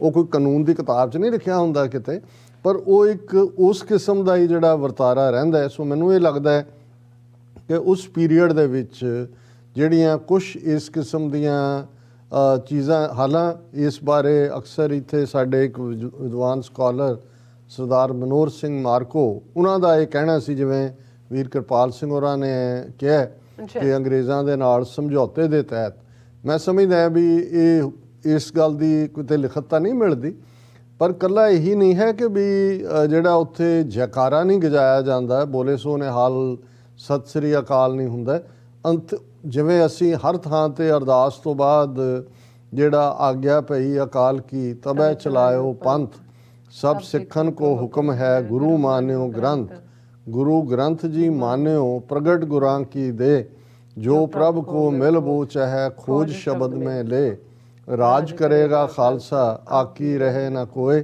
ਖੁਆਰ ਹੋਏ ਸਭ ਮਿਲਣਗੇ ਬਚੇ ਸ਼ਰਨ ਜੋ ਹੋਏ। ਹੁਣ ਇਹ ਜਿਹੜਾ ਦੋਹਰਾ ਜਿਸ ਨੂੰ ਅਸੀਂ ਕਹਿੰਦੇ ਹਾਂ ਇਹ ਵੀ ਹਰਮੰਦਰ ਸਾਹਿਬ ਦੇ ਅੰਦਰ ਨਹੀਂ ਪੜਿਆ ਜਾਂਦਾ। ਹਾਲਾਂ ਬਾਅਦ ਦੇ ਵਿੱਚ ਇਹਨੂੰ ਜਸਟੀਫਾਈ ਕਰਨ ਦੇ ਲਈ ਇਹ ਕਿਹਾ ਜਾਂਦਾ ਹੈ ਕਿ ਜੀ ਇਹ ਪੀਰੀ ਦਾ ਮੁਕਾਮ ਹੈ, ਇੱਥੇ ਸਿਰਫ ਤੇ ਸਿਰਫ ਗੁਰਬਾਣੀ ਕੀਰਤਨ ਔਰ ਦੂਸਰਾ ਹੋਏਗਾ ਜਿਹੜਾ ਅਕਾਲ ਤਖਤ ਸਾਹਿਬ ਮੀਰੀ ਦਾ ਮੁਕਾਮ ਹੈ ਉੱਥੇ ਜੈਕਾਰਾ ਨਗਾਰਾ ਹੈ, ਕਿਉਂਕਿ ਜ਼ਾਹਰ ਹੈ ਜਦੋਂ ਉੱਥੋਂ ਗੁਰੂ ਗ੍ਰੰਥ ਸਾਹਿਬ ਦੀ ਭੀੜ ਜਿਹੜੀ ਕਿ ਸਵੇਰ ਵੇਲੇ ਦਰਸ਼ਨਾਂ ਦੇ ਅੰਦਰ ਪ੍ਰਕਾਸ਼ ਲਈ ਲਿਆਂਦੀ ਜਾਂਦੀ ਹੈ ਨਗਾਰੇ ਦੀ ਚੋਟ ਹੁੰਦੀ ਹੈ। ਨਗਾਰਾ ਸਿੱਖ ਰਹਿਤ ਮਰਿਆਦਾ ਮੁਤਾਬਕ ਹਰ ਗੁਰਦੁਆਰੇ ਦੇ ਵਿੱਚ ਹੋਣਾ ਜ਼ਰੂਰੀ ਹੈ ਔਰ ਚੰਗਾ ਰੁਝਾਨ ਹੈ। ਮੈਂ ਹੁਣ ਇਹਨਾਂ ਮੁਲਕਾਂ ਦੇ ਵਿੱਚ ਦੇਖਦਾ ਕਿ ਬਹੁਤ ਸਾਰੇ ਗੁਰਦੁਆਰਾ ਸਾਹਿਬਾਨ 'ਚ ਅਰਦਾਸ ਵੇਲੇ ਵੀ ਨਗਾਰਾ, ਲੰਗਰ ਦੀ ਸ਼ੁਰੂਆਤ ਵੇਲੇ ਵੀ, ਔਰ ਇਹ ਐਜ਼ ਪਰ ਸਿੱਖ ਰਹਿਤ ਮਰਿਆਦਾ ਕਿਉਂਕਿ ਜੈਕਾਰਾ ਔਰ ਨਗਾਰਾ ਇਹ ਇਨਸੈਪਰੇਬਲ ਪਾਰਟ ਨੇ ਸਾਡੀ ਰਵਾਇਤ ਦੇ। ਲੇਕਿਨ ਹਰਮੰਦਰ ਸਾਹਿਬ ਦੇ ਅੰਦਰ ਜਿਵੇਂ ਕੁਝ ਚੀਜ਼ਾਂ ਇਸ ਕਿਸਮ ਦੀਆਂ ਨੇ, ਅਜੇ ਮੈਂ ਮੈਂਸ਼ਨ ਨਹੀਂ ਕਰਾਂਗਾ ਕਿ ਕੁਝ ਇਸ ਕਿਸਮ ਦੀਆਂ ਵੀ ਸੀ ਜਿਹੜੀਆਂ ਸ਼੍ਰੋਮਣੀ ਕਮੇਟੀ ਨੇ ਜਿਨ੍ਹਾਂ ਨੂੰ ਖ਼ਤਮ ਕੀਤਾ ਹੈ। ਔਰ ਅਸੀਂ ਸਮਝਦੇ ਹਾਂ ਕਿ ਵੀ ਇਹ ਜੇ ਅਸੀਂ ਇੱਕ ਯੂਨੀਫਾਰਮਟੀ ਲਿਆਣੀ ਹੈ ਔਰ ਜਦੋਂ ਅੱਜ ਕੋਈ ਇਸ ਦੇ ਉੱਤੇ ਗੱਲ ਕਰੇ ਤਾਂ ਫਿਰ ਇਹ ਹੁੰਦਾ ਹੈ ਕਿ ਜੀ ਇਸ ਨੂੰ ਨਾ ਹੀ ਸ਼ੁਰੂ ਕੀਤਾ ਜਾਏ ਕਿਸੇ ਵੀ ਨਵੇਂ ਡਿਬੇਟ ਨੂੰ, ਕਿਉਂਕਿ ਹੁਣ ਆਲਮੋਸਟ ਕਿਉਂਕਿ ਸ਼੍ਰੋਮਣੀ ਕਮੇਟੀ ਦੇ ਥੱਲੇ ਵੀ 100 ਸਾਲ ਤੋਂ ਜ਼ਿਆਦਾ ਸਮਾਂ ਹੋ ਗਿਆ ਤੇ ਇੱਕ ਰਵਾਇਤ ਬਣੀ ਹੈ। ਪਰ ਵਕਤ ਆਉਣ ਦੇ ਉੱਤੇ ਮੇਰਾ ਖਿਆਲ ਹੈ ਵੀ ਜਿਹੜੀ ਯੂਨੀਫਾਰਮਿਟੀ ਹੈ ਹਰ ਥਾਂ ਦੇ ਉੱਤੇ, ਕਿਉਂਕਿ ਹਰ ਥਾਂ ਕੁਛ ਨਾ ਕੁਛ ਐਸਾ ਹੈ ਜਿਹੜਾ ਸਮੇਂ ਦੇ ਪ੍ਰਭਾਵ ਥੱਲੇ ਆਇਆ, ਅੰਗਰੇਜ਼ੀ ਰਾਜ ਦੇ ਪ੍ਰਭਾਵ ਥੱਲੇ ਆਇਆ। ਔਰ ਇਹ ਮਾਰਕੋ ਸਾਹਿਬ ਦਾ ਕਹਿਣਾ ਸੀ, ਮੇਰੇ ਕੋਲ ਕੋਈ ਉਹਦੇ ਪੁਖਤਾ ਸਬੂਤ ਨਹੀਂ ਨੇ, ਕਿ ਅੰਗਰੇਜ਼ਾਂ ਨੇ ਇਸ ਗੱਲ ਨੂੰ ਯਕੀਨੀ ਬਣਾਇਆ ਸੀ ਕਿਉਂਕਿ ਜੋ ਕੁਛ ਹਰਮੰਦਰ ਸਾਹਿਬ ਦੇ ਅੰਦਰ ਹੁੰਦਾ ਹੈ ਉਹੀ ਸਿੱਖਾਂ ਦੇ ਲਈ ਕੇਂਦਰੀ ਸਥਾਨ ਹੋਣ ਕਰਕੇ, ਮੁਕੱਦਸ ਥਾਂ ਹੋਣ ਕਰਕੇ ਇੱਕ ਆਦੇਸ਼ ਵਾਂਗ ਹੁੰਦਾ ਹੈ। ਸੋ ਉਹਨਾਂ ਦਾ ਇਹ ਕਹਿਣਾ ਸੀ ਕਿ ਭਾਈ ਇਹ ਅੰਗਰੇਜ਼ੀ ਰਾਜ ਦੇ ਵੇਲੇ ਜਿਹੜਾ ਅੰਦਰ ਦਿਉਰਾ ਵੀ ਨਾ ਪੜਿਆ ਜਾਣਾ ਹੈ, ਰਾਜ ਕਰੇਗਾ ਖਾਲਸਾ, ਤਾਂ ਕਿ ਅੰਗਰੇਜ਼ ਇਹ ਸਮਝਦੇ ਸੀ ਵੀ ਸਿੱਖਾਂ ਤੋਂ ਰਾਜ ਖੋਇਆ ਤੇ ਇਹਨਾਂ ਦੇ ਅੰਦਰ ਇਹ ਜਿਹੜੀ ਹੈ ਰਾਜ ਦੀ ਗੱਲ ਵਾਪਸ ਨਾ ਆਏ। ਹਾਲਾਂਕਿ ਜਦੋਂ ਅਸੀਂ ਅਦਰਵਾਈਜ਼ ਜਿਹੜੇ ਬੁੱਢਾ ਦਲ ਨਿਹੰਗ ਸਿੰਘ ਭਾਵੇਂ ਉਹ ਇੱਕ ਪਰੰਪਰਾ ਨੂੰ ਹੀ ਜਾਰੀ ਰੱਖ ਰਹੇ ਨੇ, ਉਹ ਜਦੋਂ ਇਸ ਦਿਉਰੇ ਨੂੰ ਪੜ੍ਹਦੇ ਨੇ ਉਹਦੇ ਨਾਲ 2 ਲਾਈਨਾਂ ਹੋਰ ਜਿਹੜੀਆਂ ਉਹ ਉਸ ਦੇ ਵਿੱਚ ਸ਼ਾਮਲ ਹੁੰਦੀਆਂ ਨੇ, ਰਾਜ ਕਰੇਗਾ ਖਾਲਸਾ ਆਕੀ ਰਹੇ ਨਾ ਕੋਏ ਖੁਆਰ ਹੋਏ ਸਭ ਮਿਲेंगे ਬਚੇ ਸ਼ਰਨ ਜੋ ਹੋਏ ਦਿੱਲੀ ਤਖਤ ਪਰ ਬਹੇਗੀ आप गुरु की फौज छतर चुलेंगे सीस पर बड़ी करेगी मौज। सो ਜ਼ਾਹਰ ਹੈ ਕਿ ਉਹਨਾਂ ਦਾ ਫੋਕਸ ਬਿਲਕੁਲ ਦਿੱਲੀ ਤਖਤ ਰਿਹਾ। ਔਰ ਅੱਜ ਵੀ ਜਦੋਂ ਹੁਣ ਲਾਲ ਕਿਲੇ ਤੇ ਝੰਡਾ ਜਾਂ ਨਿਹੰਗ ਸਿੰਘਾਂ ਦੀ ਮੌਜੂਦਗੀ, ਉਹ ਸਾਰੀ ਪਰੰਪਰਾ ਨੂੰ ਕਿਉਂ ਤਕਲੀਫ ਹੋਈ ਸਾਰੇ ਭਾਰਤ ਦੇ ਜਿਹੜੇ ਉਹਨਾਂ ਦੇ ਆਈਡੀਆਲੋਗਸ ਤੋਂ ਲੈ ਕੇ ਕਾਮਨ ਲੋਕ ਸੀ, ਕਿਉਂਕਿ ਉਹ ਸਿੱਖ ਸਾਈਕੀ ਨੂੰ ਚੰਗੀ ਤਰ੍ਹਾਂ ਸਮਝਦੇ ਨੇ ਕਿ ਭਾਈ ਅਲਟੀਮੇਟਲੀ ਟਾਰਗੇਟ ਦਿੱਲੀ ਹੈ, ਲਾਲ ਕਿਲ੍ਹਾ ਹੈ। ਔਰ ਕਈ ਵਾਰ ਇਸ ਲਈ ਖਾਲਿਸਤਾਨ ਦੀ ਗੱਲ ਕਰਦੇ ਹਾਂ ਜਦੋਂ ਅਸੀਂ ਦਿੱਲੀ ਤਖਤ ਪਰ ਬਹੇਗੀ ਆਪ ਗੁਰੂ ਕੀ ਫੌਜ ਜਾਂ ਦਰਿਆਏ ਜਮਨਾ ਤੋਂ ਵਾਘਾ ਤੱਕ ਦੀ ਗੱਲ ਕਰਦੇ ਹਾਂ ਤੇ ਕਈ ਜਿਹੜੇ ਨੇ ਉਹ ਸ਼ਰਾਰਤ ਕਰਨ ਦੇ ਲਈ ਕਹਿਣਗੇ ਕਿ ਜੀ ਸਿੱਖ ਰਾਜ ਦੀ ਰਾਜਧਾਨੀ ਤਾਂ ਲਾਹੌਰ ਸੀ, ਪਹਿਲਾਂ ਲਾਹੌਰ ਲਓ। ਸੋ ਇਹ ਉਹਨਾਂ ਦੀ ਇੱਕ ਸ਼ਰਾਰਤ ਹੁੰਦੀ ਹੈ ਕਿਉਂਕਿ ਇਹ ਉਹਨਾਂ ਨੂੰ ਪਤਾ ਹੈ ਅਲਟੀਮੇਟਲੀ ਕਿ ਲਾਲ ਕਿਲ੍ਹੇ ਤੱਕ ਜਿਹੜੀ ਮੌਜੂਦਾ ਖਾਲਿਸਤਾਨ ਦੀਆਂ ਹੱਦਾਂ ਨੇ ਦਰਿਆਏ ਜਮਨਾ ਤੋਂ ਵਾਘਾ ਤੱਕ ਇਹ ਹੋਣੀਆਂ ਨੇ। ਔਰ ਇਹ ਕਿਤੇ ਨਾ ਕਿਤੇ ਇਸ ਗੱਲ ਦੇ ਵਿੱਚ ਵਜਨ ਹੋ ਸਕਦਾ ਹੈ ਕਿ ਇਹ ਦਿਉਰਾ ਨਾ ਪੜਨ ਦੇਣਾ ਹਰਮੰਦਰ ਸਾਹਿਬ ਦੇ ਅੰਦਰ ਜਾਂ ਈਵਨ ਜੈਕਾਰਾ ਵੀ ਨਾ ਗਜਾਣ ਦੇਣਾ। ਇਸ ਗੱਲ ਦਾ ਵੀ ਧਿਆਨ ਰਹੇ ਕਿ ਬੋਲੇ ਸੋ ਨਿਹਾਲ ਸਤਿ ਸ੍ਰੀ ਅਕਾਲ ਇਹ ਸਾਡੀ ਵਾਰ ਕਰਾਈ ਵੀ ਹੈ। ਜਦੋਂ ਜੰਗ ਦੇ ਮੈਦਾਨ ਦੇ ਵਿੱਚ ਵੀ ਜਦੋਂ ਨਗਾਰਾ ਵੱਜ ਜਾਂਦਾ ਸੀ, ਨਗਾਰਾ ਵਜਾਣਾ ਜੰਗ ਦਾ ਐਲਾਨ ਸੀ, ਔਰ ਉਸ ਤੋਂ ਬਾਅਦ ਨਗਾਰੇ ਤੋਂ ਬਾਅਦ ਜੈਕਾਰਾ ਛੱਡ ਕੇ ਬੋਲੇ ਸੋ ਨਿਹਾਲ ਸਤਿ ਸ੍ਰੀ ਅਕਾਲ ਤੇ ਫਿਰ ਖਾਲਸਾ ਜਿਹੜਾ ਹੈ ਉਹ ਦੁਸ਼ਮਣ ਦਲਾਂ ਦੇ ਵਿੱਚ ਜਿਹੜਾ ਹੈ ਉਹ ਜਾ ਕੇ ਉਹਨਾਂ ਦੇ ਉੱਤੇ ਵਾਰ ਕਰਦਾ ਸੀ। ਸੋ ਇਸ ਗੱਲ ਦੇ ਵਿੱਚ ਵੇਟ ਹੋ ਸਕਦਾ ਹੈ ਜਿਹੜਾ ਸਰ ਕਿਰਪਾਲ ਸਿੰਘ ਹੋਰਾਂ ਨੇ ਕਿਹਾ। ਔਰ ਅੱਜ 20ਵੀਂ ਸਦੀ ਦੇ ਮਹਾਨ ਸਿੱਖ ਫਿਲਾਸਫਰ ਸਰਦਾਰ ਕਪੂਰ ਸਿੰਘ ਉਹਨਾਂ ਦਾ 113ਵਾਂ ਜਨਮ ਦਿਨ ਵੀ ਹੈ। 2 ਮਾਰਚ 1909 ਨੂੰ ਉਹਨਾਂ ਦਾ ਜਨਮ ਹੋਇਆ। ਔਰ ਅਕਸਰ ਅਸੀਂ ਜਦੋਂ ਵੀ ਕੋਈ ਪ੍ਰੋਗਰਾਮ ਐਸਾ ਨਹੀਂ ਹੁੰਦਾ ਜਾਂ ਮੇਰੀ ਕੋਈ ਸਪੀਚ ਕਦੇ ਮੁਕੰਮਲ ਨਹੀਂ ਹੁੰਦੀ ਜਿਹਦੇ 'ਚ ਮੈਂ ਸਰਦਾਰ ਕਪੂਰ ਸਿੰਘ ਤੇ ਸੰਤ ਜਰਨੈਲ ਸਿੰਘ ਖਾਲਸਾ ਪਿੰਡਾਂ ਵਾਲਿਆਂ ਦਾ ਜ਼ਿਕਰ ਨਾ ਕਰਾਂ, ਕਿਉਂਕਿ ਸਰਦਾਰ ਕਪੂਰ ਸਿੰਘ 20ਵੀਂ ਸਦੀ ਦੀ ਉਹ ਦਾਸਤਾਨ ਨੇ ਸਿੱਖ ਕੌਮ ਦੇ ਉਸ ਸਾਰੇ ਜਿਹੜੀ ਟ੍ਰੈਜਡੀ 'ਚੋਂ ਅੱਜ ਅਸੀਂ ਗੁਜ਼ਰ ਰਹੇ ਹਾਂ 75 ਸਾਲ ਤੋਂ, ਉਸ ਤੋਂ ਲਗਭਗ 30-35 ਸਾਲ ਪਹਿਲਾਂ ਜੋ ਕੁਝ ਵਾਪਰਿਆ ਉਹਦੀ ਟੈਸਟੀਮਨੀ ਨੇ, ਉਹਦੀ ਸਾਖੀ ਨੇ, ਉਹਦੀ ਐਵੀਡੈਂਸ ਨੇ। ਔਰ ਉਹਨਾਂ ਦੀ ਜੀਵਨ ਕਹਾਣੀ ਨਹੀਂ ਹੈ, ਉਹ ਅਸਲ ਵਿੱਚ ਸਾਡੀ ਬਦਕਿਸਮਤੀ ਦੀ ਕਹਾਣੀ ਵੀ ਹੈ, ਜਿਹੜੀ ਹੈ ਉਹ ਮਿਸਡ ਓਪਰਚੁਨਿਟੀਜ਼ ਦੀ ਕਹਾਣੀ ਵੀ ਹੈ। ਔਰ ਬਾਰ-ਬਾਰ ਜਦੋਂ ਅੱਜ ਅਸੀਂ ਗੁਲਾਮੀ ਦੇ ਨਾਲ ਜੂਝ ਰਹੇ ਹਾਂ, ਆਪਣੇ ਦੁਸ਼ਮਣ ਦੀਆਂ ਇੱਕ ਤੋਂ ਬਾਅਦ ਇੱਕ ਚਾਲਾਂ ਦਾ ਸ਼ਿਕਾਰ ਹੋ ਰਹੇ ਹਾਂ, ਤਾਂ ਫਿਰ ਸਰਦਾਰ ਕਪੂਰ ਸਿੰਘ ਹੋਰਾਂ ਦਾ ਇਹ ਅਲਫਾਜ਼ ਕਿ ਅੱਜ ਯਾਦ ਆਇਆ ਮੈਨੂੰ ਉਹ ਸੱਜਣ ਜਿਹਦੇ ਮਗਰ ਉਲਾਂਬੜਾ ਜਗਦਾ ਏ। ਬਾਰ-ਬਾਰ ਸਰਦਾਰ ਕਪੂਰ ਸਿੰਘ ਯਾਦ ਆਉਂਦੇ ਨੇ ਕਿ ਉਹਨਾਂ ਨੇ ਕਿਵੇਂ ਉਸ ਪੀਰੀਅਡ ਦੇ ਵਿੱਚ ਅਕਾਲੀ ਲੀਡਰਾਂ ਨੂੰ ਖਬਰਦਾਰ ਕੀਤਾ, ਕਿਵੇਂ ਉਹਨਾਂ ਨੇ ਉਹਨਾਂ ਦੀ ਅਲਾਮਾ ਇਕਬਾਲ ਦੇ ਨਾਲ ਵੀ ਇੱਕ as a teacher, as a ਮੁਰਸ਼ਦ, ਜਿਹੜਾ ਫਿਲਾਸਫੀ ਦੇ ਉਹ ਸਟੂਡੈਂਟ ਸਨ, ਉਹਨਾਂ ਦੇ ਨਾਲ ਉਹਨਾਂ ਦੇ ਤਾਲੁਕਾਤ ਸਨ। ਕਾਇਦੇ ਆਜ਼ਮ ਮੁਹੰਮਦ ਅਲੀ ਜਿਨ੍ਹਾਂ ਦੇ ਨਾਲ ਵੀ ਉਹਨਾਂ ਦਾ ਇੱਕ ਨਿੱਘਾ ਰਿਸ਼ਤਾ ਸੀ, ਔਰ ਉਹ ਸਾਰੇ ਪੀਰੀਅਡ ਦੀ ਉਹ ਵਿਟਨੈਸ ਨੇ ਕਿ ਕਿਵੇਂ ਉਹਨਾਂ ਨੇ ਅਕਾਲੀ ਲੀਡਰਸ਼ਿਪ ਨੂੰ, ਔਰ ਈਵਨ ICS ਅਫਸਰ ਹੋਣ ਦੇ ਨਾਤੇ ਉਹਨਾਂ ਨੇ ਉਹ ਮੈਸੇजेस ਵੀ ਜਿਹੜੇ ਕਿ ਅੰਗਰੇਜ਼ੀ ਸਾਮਰਾਜ ਵਾਲਿਆਂ ਨੇ ਉਹਨਾਂ ਰਾਹੀਂ ਅਕਾਲੀ ਲੀਡਰਾਂ ਤੱਕ ਪਹੁੰਚਾਏ ਕਿ ਭਾਈ ਕੁਛ ਕਰ ਲਓ, ਕੁਛ ਤੁਹਾਡਾ ਅਸੀਂ ਬਣਾਉਣਾ ਚਾਹੁੰਦੇ ਹਾਂ। ਕਿਵੇਂ ਸਾਡੀ ਬੁੱਝੜ ਔਰ ਅਹਿਮਕ ਅਕਾਲੀ ਲੀਡਰਸ਼ਿਪ ਨੇ ਅੰਗਰੇਜ਼ੀ ਆਫਰਸ ਨੂੰ ਵੀ ਸਪਰਨ ਕੀਤਾ, ਕਾਇਦੇ ਆਜ਼ਮ ਦੀ ਆਫਰ ਨੂੰ ਵੀ ਠੁਕਰਾਇਆ, ਔਰ ਅਲਟੀਮੇਟਲੀ ਸਿੱਖ ਕੌਮ ਨੂੰ ਗਾਂਧੀ ਔਰ ਨਹਿਰੂ ਦੇ ਝਾਂਸਿਆਂ 'ਚ ਆ ਕੇ ਹਿੰਦੂਤਵੀ ਗੁਲਾਮੀ ਦੇ ਵਿੱਚ ਜਕੜਿਆ। ਸੋ ਇਹ ਕਹਾਣੀ ਲਗਾਤਾਰਤਾ ਦੇ ਨਾਲ, ਔਰ ਇਹ ਗੱਲ ਮੈਂ ਅਕਸਰ ਆਪਣੀਆਂ ਸਪੀਚਸ ਦੇ ਵਿੱਚ ਵੀ ਦੁਹਰਾਉਂਦਾ ਕਿ ਸਰਦਾਰ ਕਪੂਰ ਸਿੰਘ ਹੋਰਾਂ ਨੇ 1970ਵਿਆਂ ਦੇ ਵਿੱਚ, ਇਹ ਉਹ ਪੀਰੀਅਡ ਸੀ ਜਦੋਂ ਅਜੇ ਸੰਤ ਜਰਨੈਲ ਸਿੰਘ ਪਿੰਡਾਂ ਵਾਲੇ ਪੰਥਕ ਸੀਨ 'ਤੇ ਨਹੀਂ ਸੀ ਆਏ। ਇਹ ਉਹ ਪੀਰੀਅਡ ਸੀ ਜਦੋਂ ਕਿ ਅਜੇ ਦਿੱਲੀ ਸਾਮਰਾਜ ਦੇ ਜ਼ਾਲਮ ਕਰੂਅਲ ਫੇਸ ਨੂੰ ਨਹੀਂ ਸੀ ਦੇਖਿਆ ਸਿੱਖ ਕੌਮ ਨੇ, ਤੇ ਉਹਨਾਂ ਨੇ 1970ਵਿਆਂ 'ਚ ਵੈਨਕੂਵਰ ਉਹ ਆਏ ਔਰ ਇੱਕ ਪਬਲਿਕ ਹਾਲ ਦੇ ਵਿੱਚ ਉਹਨਾਂ ਦਾ ਐਡਰੈਸ ਸੀ ਜਿਹਦੇ 'ਚ ਉਹਨਾਂ ਨੇ ਕਿਹਾ ਸੀ ਕਿ ਵੀ if Sikhs want have political power, their sons will be the peons in the offices or wayside robbers or security guards in front of the Hindu-owned hotels or drivers in the big Hindu-owned Mercedes cars, nothing more than that. ਕਿ ਜੇ ਸਿੱਖਾਂ ਦੇ ਕੋਲ ਸਿਆਸੀ ਤਾਕਤ ਨਾ ਹੋਈ ਤੇ ਜਾਂ ਉਹ ਦਫ਼ਤਰਾਂ ਦੇ ਵਿੱਚ ਚਪੜਾਸੀ ਹੋਣਗੇ, ਜਾਂ ਜਿਹੜੀ ਦੂਸਰਿਆਂ ਦੀ ਬਹੁ ਗਿਣਤੀ ਦੀ ਮਲਕੀਅਤ ਵਾਲੀਆਂ ਕਾਰਾਂ ਦੇ ਡਰਾਈਵਰ ਹੋਣਗੇ, ਜਾਂ ਉਹਨਾਂ ਦੀ ਮਲਕੀਅਤ ਵਾਲੇ ਹੋਟਲਾਂ ਦੇ ਅੱਗੇ ਜਿਹੜਾ ਉਹ ਸਿਕਿਉਰਿਟੀ ਗਾਰਡ ਲੱਗੇ ਹੋਣਗੇ, ਜਾਂ ਲਟੇਰੇ ਹੋਣਗੇ, ਇਸ ਤੋਂ ਬਿਨਾਂ ਉਹਨਾਂ ਦਾ ਭਵਿੱਖ ਨਹੀਂ। ਹੁਣ ਅੱਜ ਤੁਸੀਂ ਬਹੁਤ ਵਾਰ ਜਦੋਂ ਦੇਖੋਗੇ ਖਬਰਾਂ, ਉਹ ਕਿਤੇ ਬੈਂਕ ਲੁੱਟਣ ਦੀ ਹੋਏ, ਵੇਸਾਈਡ ਰੋਬਰੀ ਦੀ ਹੋਏ, ਜਾਂ ਈਵਨ ਅਸੀਂ ਅਮਰੀਕਾ ਕੈਨੇਡਾ ਦੇ ਹਵਾਲੇ ਨਾਲ ਵੀ ਡਰੱਗ ਦੇ ਨਾਲ ਜੁੜੇ ਹੋਣ ਜਾਂ ਦੂਜੇ ਹੋਣ, ਤੁਹਾਨੂੰ ਆਪਣੇ ਨਾਵਾਂ ਵਾਲੇ ਜਿਹੜੇ ਨੇ ਬੱਚੇ ਨਜ਼ਰ ਆ ਜਾਣਗੇ।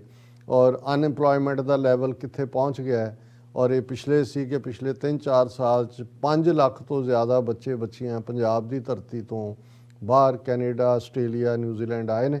ਹੁਣ ਇਹ ਜਦੋਂ ਅਸੀਂ ਪੋਲੀਟੀਕਲ ਪਾਵਰ ਦੀ ਗੱਲ ਕਰਦੇ ਹਾਂ, ਇਹ ਕਿਸੇ ਧਰਮ ਦੇ ਖਿਲਾਫ ਗੱਲ ਨਹੀਂ ਹੈ, ਕਿਉਂਕਿ ਜ਼ਾਹਰ ਹੈ ਕਿ ਸਿੱਖ ਧਰਮ ਤਾਂ ਕਿਸੇ ਨਾਲ ਨਫ਼ਰਤ ਨਹੀਂ ਸਿਖਾਉਂਦਾ, ਪਰ ਉਹੀ ਪੋਲੀਟੀਕਲ ਪਾਵਰ ਜਦੋਂ ਮਹਾਰਾਜਾ ਰਣਜੀਤ ਸਿੰਘ ਦੇ ਪੀਰੀਅਡ 'ਚ ਸਿੱਖ ਰਾਜ ਸਥਾਪਿਤ ਹੁੰਦਾ ਹੈ, ਤੇ ਅਸੀਂ ਦੇਖਦੇ ਹਾਂ ਇਟਾਲੀਅਨ, ਰਸ਼ੀਅਨ, ਅਮਰੀਕਨ ਔਰ ਫ੍ਰੈਂਚ ਜਨਰਲ, ਡਾਕਟਰ, ਦੂਜੇ ਉਹ ਆ ਕੇ ਸਿੱਖ ਰਾਜ ਦੇ ਵਿੱਚ ਨੌਕਰੀ ਕਰਦੇ ਨੇ। 52 ਤੋਂ ਜ਼ਿਆਦਾ ਇਸ ਕਿਸਮ ਦੇ ਜਨਰਲ ਅਲਾਰਡ, ਜਨਰਲ ਵੈਂਤੁਰਾ, ਉਹਨਾਂ ਦੀ ਲਿਸਟ ਸਰ ਮਹਾਨ ਕੋਸ਼ ਦੇ ਵਿੱਚ ਭਾਈ ਕਾਹਨ ਸਿੰਘ ਨਾਭਾ ਨੇ ਦਿੱਤੀ ਹੋਈ ਹੈ। ਹੁਣ ਇਹ ਪੋਲੀਟੀਕਲ ਪਾਵਰ ਹੈ, ਔਰ ਉਹ ਕਿਉਂਕਿ ਤੁਹਾਡੇ ਕੋਲ ਪੋਲੀਟੀਕਲ ਪਾਵਰ ਹੈ, ਜਿਹੜੇ ਉਹਨਾਂ ਦੇ ਜਨਰਲ ਜਾਂ ਦੂਜੇ ਨੇ, ਉਹਨਾਂ ਨੇ ਵੀ ਲੰਮੀਆਂ ਦਾੜੀਆਂ ਰੱਖੀਆਂ ਹੋਈਆਂ ਨੇ, ਵਾਲ ਵੀ ਰੱਖੇ ਹੋਏ ਨੇ, ਔਰ ਇਹ ਐਦ ਵੀ ਸੀ ਕਿ ਉਹ ਸਮੋਕਿੰਗ ਨਹੀਂ ਸੀ ਕਰਦੇ, ਔਰ ਅਦਰਵਾਈਜ਼ ਹਾਲਾਂ ਉਹਨਾਂ ਨੂੰ ਆਪਣਾ ਅੱਡ ਧਰਮ, ਉਹ ਕ੍ਰਿਸਚਨ ਸਨ, ਉਸ ਜੀਵਨ ਜਾਂਚ ਦੀ ਉਹਨਾਂ ਨੂੰ ਮੁਕੰਮਲ ਆਜ਼ਾਦੀ ਸੀ। ਪਰ ਇਹਦੇ 'ਚ ਕੋਈ ਦੋ ਰਾਵਾਂ ਨਹੀਂ ਨੇ ਕਿ ਜਦੋਂ ਤੁਹਾਡੇ ਕੋਲ ਪੋਲੀਟੀਕਲ ਪਾਵਰ ਹੁੰਦੀ ਹੈ ਉਦੋਂ ਤੁਹਾਡੀ ਤਹਿਜ਼ੀਬ ਸਿਰਜੀ ਜਾਂਦੀ ਹੈ, ਉਦੋਂ ਤੁਹਾਡਾ ਫਖਰ ਪ੍ਰਾਈਡ ਹੁੰਦਾ ਹੈ। ਔਰ ਅੱਜ ਹੀ ਕਿਉਂਕਿ ਅੱਜ ਦੀ ਆਵਾਜ਼ ਪ੍ਰੋਗਰਾਮ ਜਿਹਦੇ 'ਚ ਮੈਂ ਪਿਛਲੇ ਲਗਭਗ 25 ਸਾਲ ਤੋਂ ਹੁੰਦਾ ਹੈ, 1 ਘੰਟੇ ਦਾ ਪ੍ਰੋਗਰਾਮ ਹੁੰਦਾ, ਔਰ ਅੱਜ ਵੀ ਜਦੋਂ ਇਸ ਯੂਕਰੇਨ ਦੇ ਹਵਾਲੇ ਨਾਲ ਗੱਲ ਚੱਲ ਰਹੀ ਸੀ ਕਿ ਮਾਈਨੋਰਿਟੀਜ਼ ਦਾ ਕੀ ਫੇਟ ਹੈ, ਤੇ ਮੇਰਾ ਇਹ ਕਹਿਣਾ ਸੀ ਵੀ 8000 ਸਾਲ ਦੀ ਹਿਊਮਨ ਹਿਸਟਰੀ ਚੁੱਕ ਕੇ ਦੇਖ ਲਓ, ਮਾਈਨੋਰਿਟੀ ਨੋ ਮੈਟਰ ਕਿੱਥੇ ਹੈ, ਉਹ ਹਮੇਸ਼ਾ ਮੈਜੋਰਿਟੀ ਦੇ ਰਹਿਮੋ ਕਰਮ ਤੇ ਹੀ ਹੋਏਗੀ। ਉਹਨਾਂ ਨੂੰ ਹਮੇਸ਼ਾ ਉਹਨਾਂ ਨੂੰ ਗੁੱਡ ਹਿਊਮਰ 'ਚ ਰੱਖਣਾ ਪਏਗਾ, ਤੇ ਜਦੋਂ ਉਹਨਾਂ ਨੂੰ ਲੱਗੇਗਾ ਕਿ ਭਾਈ ਉਹ ਕਿਸੇ ਪਾਸਿਓਂ ਮੈਜੋਰਿਟੀ ਫੇਲ ਹੋ ਰਹੀ ਹੈ, ਉਹ ਸਾਰਾ ਭਾਂਡਾ ਜਿਹੜਾ ਉਹ ਮਾਈਨੋਰਿਟੀ ਦੇ ਸਿਰ ਤੇ ਭੰਨਣਗੇ, ਜਿਵੇਂ ਹਿਟਲਰ ਨੇ, ਨਾਜ਼ੀਆਂ ਨੇ ਯਹੂਦੀਆਂ ਦੇ ਸਿਰ ਤੇ ਭੰਨਿਆ। ਜਾਂ ਅਸੀਂ ਭਾਰਤ ਦੇ ਹਵਾਲੇ ਨਾਲ ਦੇਖਦੇ ਕਿ ਜਦੋਂ ਸਿੱਖ ਕੌਮ ਨੂੰ ਟਾਰਗੇਟ ਕੀਤਾ ਗਿਆ ਤੇ ਕਿਵੇਂ ਆਤੰਕਵਾਦੀ, ਅਲਗਾਵਵਾਦੀ, ਉਗਰਵਾਦੀ ਕਹਿ ਕੇ ਉਹਨਾਂ ਦੇ ਖਿਲਾਫ ਕਿਸ ਹੱਦ ਤੱਕ ਬਹੁ ਗਿਣਤੀ ਦੀ ਨਫ਼ਰਤ ਪੈਦਾ ਕੀਤੀ ਗਈ ਕਿ ਬਹੁਤ ਵਾਰ ਅਸੀਂ ਮੋਦੀ ਦੀ 2019 ਦੇ ਵਿੱਚ 300 ਤੋਂ ਜ਼ਿਆਦਾ ਸੀਟਾਂ ਲੈਣਾ ਕਿ ਜੀ ਹਿੰਦੂਤਵਾ ਹਿਰਦੇ ਸਮਰਾਟ, ਪਰ ਲੋਕ ਭੁੱਲ ਜਾਂਦੇ ਨੇ ਕਿ ਰਾਜੀਵ ਗਾਂਧੀ ਜਿਹਨੇ 1984 ਦੇ ਐਂਡ 'ਚ ਜਿਹੜੀਆਂ ਪਾਰਲੀਮੈਂਟ ਦੀਆਂ ਚੋਣਾਂ ਹੋਈਆਂ ਉਹਨੂੰ ਲੀਡ ਕੀਤਾ ਸਿੱਖਾਂ ਦੇ ਖਿਲਾਫ ਨਫ਼ਰਤ ਫੈਲਾ ਕੇ, ਕਿਉਂਕਿ ਜੂਨ 84 ਦਾ ਘੱਲੂਕਾਰਾ ਹੋ ਚੁੱਕਾ ਸੀ, ਇੰਦਰਾ ਗਾਂਧੀ ਮਾਰੀ ਜਾ ਚੁੱਕੀ ਸੀ, ਔਰ ਉਹ ਸੋ ਕਾਲਡ ਸਿੰਪਥੀ ਵੇਵ ਦੇ ਥੱਲੇ ਰਾਜੀਵ ਗਾਂਧੀ ਦੀ ਕਾਂਗਰਸ ਨੂੰ 400 ਤੋਂ ਜ਼ਿਆਦਾ ਸੀਟਾਂ ਇੰਡੀਆ ਦੀ ਪਾਰਲੀਮੈਂਟ 'ਚ ਮਿਲੀਆਂ ਸੀ, ਕਿਉਂਕਿ ਸਿੱਖਾਂ ਦੇ ਖਿਲਾਫ ਨਫ਼ਰਤ ਫੈਲਾਈ ਗਈ ਸੀ। ਇਹੀ ਕੁਝ 2002 'ਚ ਮੋਦੀ ਅਮਿਤ ਸ਼ਾਹ ਨੇ ਗੁਜਰਾਤ ਦੇ ਵਿੱਚ ਜੋ ਮੁਸਲਮਾਨਾਂ ਦੇ ਨਾਲ ਕੀਤਾ, ਔਰ ਉਸ ਦਾ ਨਤੀਜਾ ਸੀ ਕਿ ਮੋਦੀ ਜਿਹੜੇ ਨੇ ਹਿੰਦੂ ਹਿਰਦੇ ਸਮਰਾਟ ਦਾ ਉਹਨਾਂ ਨੂੰ ਟਾਈਟਲ ਦਿੱਤਾ, ਔਰ ਉਹ ਪਾਰਲੀਮੈਂਟ ਦੇ ਵਿੱਚ ਜਿਹੜੇ ਨੇ ਪਹੁੰਚੇ ਔਰ ਪ੍ਰਾਈਮ ਮਿਨਿਸਟਰ ਬਣੇ। ਸੋ ਇਹ ਸਿੰਪਲ ਕਹਾਣੀ ਹੈ, ਇਹਦੇ 'ਚ ਕੋਈ ਰਾਕਟ ਸਾਇੰਸ ਨਹੀਂ ਚਾਹੀਦੀ। ਸੋ ਸਰ ਕਪੂਰ ਸਿੰਘ ਵਰਗੀ ਸ਼ਖਸੀਅਤ ਜਿਹੜੀ ਵਾਰਨ ਕਰਦੀ ਰਹੀ, ਔਰ ਉਹਨਾਂ ਨੇ ਸਰ ਕਪੂਰ ਸਿੰਘ ਹੋਰਾਂ ਨੇ ਆਪਣੀ ਕਿਤਾਬ ਸਾਚੀ ਸਾਖੀ ਦੇ ਵਿੱਚ ਕਾਇਦੇ ਆਜ਼ਮ ਦੀ ਆਫਰ ਔਰ ਇਹਨਾਂ ਸਾਰਿਆਂ ਦਾ ਜ਼ਿਕਰ ਕੀਤਾ, ਔਰ ਅਸੀਂ ਅੱਜ ਦਾ ਪ੍ਰੋਗਰਾਮ ਸਰ ਕਪੂਰ ਸਿੰਘ ਉਹਨਾਂ ਦੀ ਯਾਦ ਨੂੰ ਸਮਰਪਿਤ ਕਰਦੇ। ਪਰ ਕਿਉਂਕਿ ਇਸ ਵੇਲੇ ਵੱਡਾ ਇਸ਼ੂ ਦੁਨੀਆ ਦੇ ਵਿੱਚ ਜਿਹੜਾ ਸਭ ਪਾਸੇ ਇਕੱਲਾ ਚਰਚਾ ਦਾ ਵਿਸ਼ਾ ਹੀ ਨਹੀਂ ਹੈ, ਹਰ ਇੱਕ ਇਸ ਨੂੰ ਲੈ ਕੇ ਫਿਕਰਮੰਦ ਵੀ ਹੈ ਕਿ ਇਹ ਜੰਗ ਜਿਹੜੀ ਅੱਜ 7ਵਾਂ ਦਿਨ ਹੈ, ਜਿਸ ਦੇ ਵਿੱਚ ਹਜ਼ਾਰਾਂ ਜਾਨਾਂ ਜਾ ਚੁੱਕੀਆਂ ਨੇ, ਹਾਲਾਂ ਨੰਬਰ ਵੇਰੀ ਕਰਦੇ ਨੇ। ਰਸ਼ੀਆ ਨੇ ਇਹ ਮੰਨਿਆ ਕਿ ਉਹਨਾਂ ਦੇ 498 ਰੂਸੀ ਫੌਜੀ ਮਰੇ ਨੇ, ਹਾਲਾਂ ਯੂਕਰੇਨ ਵੱਲੋਂ ਇਹ ਜਿਹੜੀ ਫਿਗਰ ਹੈ ਇਹ 5000 ਤੋਂ ਜ਼ਿਆਦਾ ਹੈ। ਲੇਕਿਨ ਸਿਵਿਲੀਅਨਸ, ਕਿਉਂਕਿ ਹੁਣ ਪਿਛਲੇ 24 ਘੰਟੇ ਦੇ ਵਿੱਚ ਸਿਵਿਲੀਅਨ ਟਾਰਗੇਟਸ ਨੂੰ ਵੀ ਰਸ਼ੀਅਨ ਫੌਜ ਨੇ, ਉਹਨਾਂ ਦੀ ਹਵਾਈ ਫੌਜ ਨੇ ਲਿਆ। ਇਸ ਬਾਰੇ ਜਿਹੜੇ ਨੇ ਉਹ ਕਨਫਲਿਕਟਿੰਗ ਵਿਊ ਨੇ ਦੋਨੋਂ ਪਾਸਿਓਂ ਕਿ ਭਾਈ ਕਿਹੜਾ ਏਰੀਆ ਉਹਨਾਂ ਨੇ ਕੈਪਚਰ ਕਰ ਲਿਆ, ਕਿਹੜਾ ਨਹੀਂ। ਪਰ ਇਹਦੇ 'ਚ ਕੋਈ ਸ਼ੱਕ ਨਹੀਂ ਹੈ ਕਿ ਅੱਜ 7ਵਾਂ ਦਿਨ ਹੋਣ ਦੇ ਬਾਵਜੂਦ ਵੀ ਅਜੇ ਉਹਨਾਂ ਦੀ ਰਾਜਧਾਨੀ ਕੀਵ ਔਰ ਵੱਡੇ ਦੋਵੇਂ ਸ਼ਹਿਰ, ਜਿਨ੍ਹਾਂ ਦੇ ਇੱਕ ਸ਼ਹਿਰ ਬਾਰੇ ਇਹ ਕਿਹਾ ਜਾ ਰਿਹਾ ਕਿ ਜੀ ਉਹਨਾਂ ਨੇ ਜਿਹੜਾ ਉਹ ਥੱਲੇ ਉਤਾਰ ਦਿੱਤੇ ਨੇ ਪੈਰਾ ਟਰੂਪਰ ਜਾਂ ਦੂਸਰੇ। ਲੇਕਿਨ ਗੱਲ ਇਕੱਲੀ ਪੈਰਾ ਟਰੂਪਰ ਦੇ ਉਤਰਨ ਨਾਲ ਹੁੰਦਾ ਤਾਂ ਇਹ ਹੋਏਗਾ ਕਿ ਜਦੋਂ ਫੁੱਲ ਕੰਟਰੋਲ ਸ਼ਹਿਰਾਂ ਪਿੰਡਾਂ ਦਾ ਔਰ ਮੈਨੇਜਮੈਂਟ ਐਮਰਜੈਂਸੀ ਸਰਵਿਸਿਜ਼ ਔਰ ਜਿਹੜਾ ਫਿਰ ਲੋਕਾਂ ਦੀ ਰੈਜ਼ਿਸਟੈਂਸ ਹੋਣੀ ਹੈ, ਇਹ ਔਰ ਇਕੱਲੀ ਲੋਕਾਂ ਦੇ ਨਹੀਂ, ਜਿਵੇਂ ਹੁਣ ਉਹਨਾਂ ਨੇ ਖੁੱਲ੍ਹੇਆਮ ਇਹ ਕਿਹਾ ਕਿ ਭਾਈ ਆਓ ਡਿਫੈਂਡ ਕਰੋ, ਔਰ ਵੱਡੀ ਗਿਣਤੀ ਦੇ ਵਿੱਚ ਲੋਕ ਯੂਕਰੇਨੀਅਨ ਮੂਲ ਦੇ ਵੀ ਜਾ ਰਹੇ ਨੇ। ਔਰ ਪੋਸੀਬਲ ਹੈ ਵੀ ਕਿਉਂਕਿ ਅਮਰੀਕਾ ਔਰ ਨੈਟੋ ਜਿਨ੍ਹਾਂ ਦਾ ਆਪਣਾ ਇਸ 'ਚੋਂ ਸਿਆਸੀ ਮਫਾਦ ਲੈਣ ਦਾ ਵੀ ਹੈ, ਉਹ ਵੀ ਜਿਵੇਂ ਬਲੈਕ ਵਾਟਰ ਵਰਗੀਆਂ ਕੰਪਨੀਆਂ ਜਾਂ ਦੂਜੇ ਲੋਕ ਜਿਨ੍ਹਾਂ ਨੇ ਪ੍ਰਾਈਵੇਟ ਹਾਇਰ ਕੀਤੇ ਹੁੰਦੇ ਨੇ, ਫੁੱਲੀ ਟ੍ਰੇਨਡ ਫੌਜੀਆਂ ਵਾਂਗ ਹੁੰਦੇ ਨੇ, ਉਹ ਵੀ ਉਸ ਫਾਰਮ ਦੇ ਵਿੱਚ ਉੱਥੇ ਜੁਆਇਨ ਕਰ ਸਕਦੇ ਨੇ। ਕਿਉਂਕਿ ਜੇ ਇਹ ਰਸ਼ੀਆ ਉੱਥੇ ਆ ਕੇ ਬੈਠਦਾ ਕੋਈ ਗੱਲਬਾਤ, ਹੁਣ ਅੱਜ ਗੱਲਬਾਤ ਵੀ ਸ਼ੁਰੂ ਹੋਣ ਵਾਲੀ ਹੈ, ਪਰ ਕੋਈ ਸਿੱਟੇ ਨਿਕਲਦੇ ਨਜ਼ਰ ਆਉਂਦੇ ਨਹੀਂ ਹੈ। ਤੇ ਜੇ ਪ੍ਰੋਟਰੈਕਟਿਡ ਵਾਰ ਹੁੰਦੀ ਹੈ ਤਾਂ ਇੱਕ ਪ੍ਰੋਕਸੀ ਵਾਰ ਬਣ ਜਾਏਗੀ। ਅਮਰੀਕਾ ਨੈਟੋ ਇਸ ਕਿਸਮ ਦਾ ਹੀ ਜਿਨ੍ਹਾਂ ਦੇ ਰਾਹੀਂ ਉਹਨਾਂ ਨੂੰ ਅੱਗੇ ਕਰਕੇ ਯੂਕਰੇਨ ਨੂੰ ਉਸ ਲੜਾਈ ਨੂੰ ਲੜੇਗਾ। ਔਰ ਇਹ ਵੇਟ ਕਰ ਰਹੇ ਕਿਉਂਕਿ ਜਿੰਨੀਆਂ ਸਵੀਅਰ ਸੈਂਕਸ਼ਨਸ ਰਸ਼ੀਆ ਤੇ ਲਾਈਆਂ ਗਈਆਂ, ਇਹ ਹੋਪ ਕਰਦੇ ਨੇ ਕਿ ਰਸ਼ੀਆ ਦੀ ਇਕਨੋਮੀ ਜਿਹੜੀ ਆ ਉਹ ਕਲੈਪਸ ਹੋਏਗੀ, ਰਸ਼ੀਆ ਮਜਬੂਰ ਹੋਏਗਾ ਇਸ ਸਾਰੇ ਦੇ ਉੱਤੇ ਸਮਝੌਤਾ ਕਰਨ ਦੇ ਉੱਤੇ, ਫੌਜ ਯੂਕਰੇਨ 'ਚੋਂ ਵਿਦਡਰਾ ਕਰਨਾ। ਪਰ ਇਹ ਲੱਗਦਾ ਹੈ ਕਿ ਵੀ ਜੇ ਤੁਸੀਂ ਪੁਤਿਨ ਦਾ ਪਿਛੋਕੜ ਦੇਖਦੇ ਹੋ ਔਰ ਇਸ ਸਾਰੇ ਦੇ ਚਲਦਿਆਂ ਜੇ ਇਹ ਗੱਲ ਕਿਸੇ ਕੰਡੇ ਨਹੀਂ ਲੱਗਦੀ ਤੇ ਅੱਜ ਈਵਨ ਰਸ਼ੀਆ ਦੇ ਫੋਰਨ ਮਿਨਿਸਟਰ ਨੇ ਅਗੇਨ ਨਿਊਕਲੀਅਰ ਆਪਸ਼ਨ ਦੀ ਧਮਕੀ ਦਿੱਤੀ ਹੈ ਤੇ ਫਿਰ ਅਸੀਂ ਸਾਰੇ ਹੀ ਉਸ ਦਾ ਸ਼ਿਕਾਰ ਹੋ ਸਕਦੇ ਹਾਂ। ਹਜ਼ਾਰਾਂ ਨਿਊਕਲੀਅਰ ਵਾਰਹੈਡ ਰਸ਼ੀਆ ਕੋਲ ਨੇ, ਹਜ਼ਾਰਾਂ ਅਮਰੀਕਾ ਕੋਲ ਨੇ ਔਰ ਇਹ ਫਿਰ ਗੱਲ ਕਿਤੇ ਰੁਕੇਗੀ ਨਹੀਂ, ਰੱਬ ਨਾ ਕਰੇ ਉਹ ਵਕਤ ਆਏ। ਔਰ ਗੱਲ ਹੋ ਸਕਦਾ ਹੈ ਕਿ ਰਸ਼ੀਆ ਵੀ ਇਕੱਲਾ ਯੂਕਰੇਨ ਤੱਕ ਨਾ ਰੁਕੇ। ਹੁਣ ਬੈਲਾਰੂਸ ਜਿਹੜਾ ਇੱਕ ਇੰਡੀਪੈਂਡੈਂਟ ਮੁਲਕ ਸੀ, ਚੋਣਾਂ ਹੋ ਕੇ ਉੱਥੇ ਪ੍ਰੈਜ਼ੀਡੈਂਟ ਵੀ ਬਣਿਆ, ਲੇਕਿਨ ਕਿਵੇਂ ਰਸ਼ੀਆ ਨੇ ਇੰਟਰਵੀਨ ਕਰਕੇ ਜਿਹੜਾ ਐਕਸ ਡਿਕਟੇਟਰ ਸੀ ਉਹਨੂੰ ਵੀ ਖੜਾ ਕੀਤਾ ਔਰ ਉਹ ਬੈਲਾਰੂਸ ਦੇ ਪ੍ਰੈਜ਼ੀਡੈਂਟ ਦੇ ਮੂੰਹੋਂ ਇਹ ਐਕਸੀਡੈਂਟਲੀ ਨਿਕਲਿਆ ਕਿ ਇਹ ਜਿਹੜਾ ਨੈਕਸਟ ਅਟੈਕ ਹੈ ਉਹ ਮੋਲਡੋਵਾ ਦੇ ਉੱਤੇ ਹੋਏਗਾ। ਛੋਟਾ ਜਿਹਾ ਮੁਲਕ ਹੈ ਔਰ ਆਲਰੇਡੀ ਇਹ ਵੀ ਸੋਵੀਅਤ ਯੂਨੀਅਨ ਦਾ ਹਿੱਸਾ ਸੀ, ਉਹਦੇ ਤੋਂ ਹੋਇਆ ਔਰ ਇਹ ਖਬਰ ਹੈ Belarus president accidentally revealed Moldova will be invaded next. ਔਰ ਇਹ ਹੁਣ ਔਰ ਇਹਦੇ 'ਚ ਕੋਈ ਸ਼ੱਕ ਨਹੀਂ ਹੈ ਕਿ ਜੇ ਹੁਣ ਸਿਲਸਿਲਾ ਈਵਨ ਵਾਇਆ ਪੋਲੈਂਡ ਜਾਂ ਹੰਗਰੀ ਜਾਂ ਸਲੋਵਾਕੀਆ ਉੱਥੋਂ ਜਿਹੜੇ ਫਾਈਟਰ ਨੇ ਉਹ ਐਂਟਰ ਕਰਨ ਦਾ ਹੋਏਗਾ ਤੇ ਫਿਰ ਜੇ ਰਸ਼ੀਆ ਨੇ ਵੀ ਇਹ ਮਿਥ ਲਿਆ ਕਿ ਭਾਈ ਹੁਣ ਡੂ ਔਰ ਡਾਈ ਬੈਟਲ ਹੈ, ਫਿਰ ਉਹ ਕੱਲਾ ਮੋਲਡੋਵਾ ਤੇ ਹੀ ਨਹੀਂ, ਫਿਰ ਈਵਨ ਇਹ ਜਿਹੜੇ ਪੋਲੈਂਡ ਔਰ ਹੰਗਰੀ ਔਰ ਇਹ ਨੇ ਜਿਹੜੇ ਪਹਿਲਾਂ ਈਸਟਰਨ ਯੂਰਪ ਬਲਾਕ ਸੀ ਉਹਨਾਂ ਤੱਕ ਵੀ ਰਸ਼ੀਆ ਦੀ ਪਹੁੰਚ ਹੋ ਸਕਦੀ ਹੈ ਔਰ ਫਿਰ ਨੈਟੋ ਡਾਇਰੈਕਟਲੀ ਇਨਵੋਲਵ ਹੋਏਗਾ। ਤੇ ਜੇ ਡਾਇਰੈਕਟ ਇਨਵੋਲਵ ਹੁੰਦਾ ਹੈ ਫਿਰ ਜਿਹੜਾ ਉਹਨੂੰ ਫ੍ਰੀ ਫਾਰ ਆਲ ਵਾਂਗ ਕੋਈ ਕਿਸੇ ਦਾ ਕੰਟਰੋਲ ਨਹੀਂ ਹੋਏਗਾ। ਔਰ ਜਿਹੜੀਆਂ ਹੁਣ ਤੱਕ ਦੀਆਂ ਡਿਵੈਲਪਮੈਂਟਸ ਅਸੀਂ ਦੇਖ ਰਹੇ ਹਾਂ, ਦੋ ਮੇਜਰ ਡਿਵੈਲਪਮੈਂਟਸ, ਕਿਉਂਕਿ ਯੂਨਾਈਟਿਡ ਨੇਸ਼ਨ ਜਨਰਲ ਅਸੈਂਬਲੀ 'ਚ ਜਿਹੜਾ 11ਵਾਂ ਜੋ ਅਸੀਂ ਡਿਸਕਸ ਕੀਤਾ ਸੀ ਕਿ ਜਦੋਂ ਤੋਂ UN ਹੋਂਦ 'ਚ ਆਈ ਹੈ ਇਹ 11th ਟਾਈਮ ਹੈ, 11ਵੀਂ ਵਾਰ ਹੋਇਆ ਕਿ UN ਜਨਰਲ ਅਸੈਂਬਲੀ ਦਾ ਜਿਹੜਾ ਆਮ ਇਜਲਾਸ ਸੱਦਿਆ ਗਿਆ, ਪ੍ਰੋਸੀਜਰਲ ਵੋਟ ਹੋਈ UN ਸਿਕਿਉਰਿਟੀ ਕੌਂਸਲ ਦੇ ਵਿੱਚ। ਇੰਡੀਆ, ਰਸ਼ੀਆ ਔਰ UAE ਜ਼ਾਹਰ ਹੈ ਉਹਨਾਂ ਨੇ ਰਸ਼ੀਆ ਨੇ ਵੀਟੋ ਕੀਤਾ ਔਰ ਚਾਈਨਾ, UAE ਔਰ ਇੰਡੀਆ ਨੇ ਐਬਸਟੇਨ ਕੀਤਾ, ਸਟਿਲ UN ਜਨਰਲ ਅਸੈਂਬਲੀ 'ਚ ਆਇਆ ਔਰ 2 ਦਿਨ ਜਿਹੜੀ ਹੈ ਉਹ ਪੂਰੀ ਬਹਿਸ ਹੋਈ ਔਰ ਆਲਮੋਸਟ 120 ਦੇ ਕਰੀਬ ਮੁਲਕਾਂ ਨੇ ਦੇ ਨੁਮਾਇੰਦਿਆਂ ਨੇ ਆਪਣੇ ਵਿਊ ਉਹਦੇ 'ਚ ਦਿੱਤੇ ਤੇ ਜਿਹੜਾ ਫਾਈਨਲ ਉਸ 'ਚੋਂ ਨਿਕਲਦਾ ਉਹਦੇ 'ਚ ਅਸੀਂ ਦੇਖਦੇ ਹਾਂ ਕਿ UN ਜਨਰਲ ਅਸੈਂਬਲੀ ਵੱਲੋਂ ਮਤਾ ਮੈਜੋਰਿਟੀ ਵੋਟ ਦੇ ਨਾਲ ਪਾਸ ਹੋਇਆ ਕਿ ਰੂਸ ਆਪਣੀ ਫੌਜ ਉੱਥੋਂ ਕੱਢੇ, ਰੂਸ ਨੂੰ ਕੰਡੈਮ ਕੀਤਾ ਗਿਆ। ਸਿਰਫ 5 ਮੁਲਕਾਂ ਨੇ ਸਣੇ ਰਸ਼ੀਆ ਦੇ ਰੂਸ ਦੇ ਹੱਕ 'ਚ ਵੋਟ ਪਾਈ। ਸੋ ਰੂਸ ਤਾਂ ਇੱਕ ਹੈ ਹੀ ਹੈ, ਸਿਰਫ 4 ਮੁਲਕ ਜਿਨ੍ਹਾਂ ਦੇ ਵਿੱਚ ਐਰੀਟਰੀਆ ਹੈ, ਜਿਨ੍ਹਾਂ ਦੇ ਵਿੱਚ ਨਾਰਥ ਕੋਰੀਆ ਹੈ ਔਰ ਜਿਨ੍ਹਾਂ ਦੇ ਵਿੱਚ ਸੀਰੀਆ ਹੈ ਜਿੱਥੇ ਕਿ ਉਹਨਾਂ ਨੇ ਕੀਤਾ, ਔਰ ਇੱਕ ਮੁਲਕ ਹੋਰ ਹੈ ਜਿਹੜਾ ਉਹਨਾਂ ਦੇ ਨਾਲ ਖਲੋਤਾ ਹੈ, ਬੈਲਾਰੂਸ, ਸੀਰੀਆ, ਨਾਰਥ ਕੋਰੀਆ ਔਰ ਐਰੀਟਰੀਆ ਤੇ ਰਸ਼ੀਆ ਖੁਦ। ਸੋ ਇਸ ਤੋਂ ਇੱਕ ਗੱਲ ਤਾਂ ਸਾਬਤ ਹੁੰਦੀ ਹੈ ਕਿ ਰੂਸ ਪੂਰੀ ਤਰ੍ਹਾਂ ਜਿਹੜਾ ਦੁਨੀਆ ਦੇ ਵਿੱਚ ਅਲੱਗ ਥਲੱਗ ਹੋਇਆ ਹੋਇਆ। ਇੰਡੀਆ ਔਰ ਚਾਈਨਾ ਨੇ ਐਜ਼ ਯੂਜੂਅਲ ਜਿਵੇਂ ਉਹਨਾਂ ਨੇ ਸਿਕਿਉਰਿਟੀ ਕੌਂਸਲ ਵੀ ਕੀਤਾ ਸੀ, ਐਬਸਟੇਨ ਕੀਤਾ, ਉਹਨਾਂ ਨੇ ਵੋਟ ਨਹੀਂ ਪਾਈ। ਇੱਕ ਫਰਕ ਜ਼ਰੂਰ ਪਿਆ ਕਿ UAE ਜਿਹੜਾ ਪਹਿਲਾਂ ਨਿਊਟਰਲ ਪਲੇ ਕਰ ਰਿਹਾ ਸੀ ਉਹਨੇ ਮਤੇ ਦੇ ਹੱਕ 'ਚ ਵੋਟ ਪਾਈ। ਸੋ ਇਹ ਜ਼ਰੂਰ ਅਮਰੀਕਾ ਦੀ ਸਕਸੈਸ ਹੈ ਕਿ ਵੀ ਉਹਨਾਂ ਨੇ UAE ਨੂੰ ਜਿਹੜਾ ਇਸ ਦੇ ਵਿੱਚ ਸ਼ਾਮਲ ਕਰਵਾਇਆ ਔਰ ਇਹ ਜਿਹੜਾ 141 ਵੋਟਾਂ 194 ਜਾਂ 93 ਮੈਂਬਰਾਂ 'ਚੋਂ 141 ਹੱਕ ਦੇ ਵਿੱਚ ਪਈਆਂ ਕਿ ਰੂਸ ਨੂੰ ਸਲੈਮ ਕੀਤਾ ਹੈ, ਉਸ ਨੂੰ ਫੌਜਾਂ ਕੱਢਣ ਨੂੰ ਕਿਹਾ ਔਰ ਉਸ ਨੂੰ ਹਮਲਾਵਰ ਦੱਸਿਆ ਗਿਆ।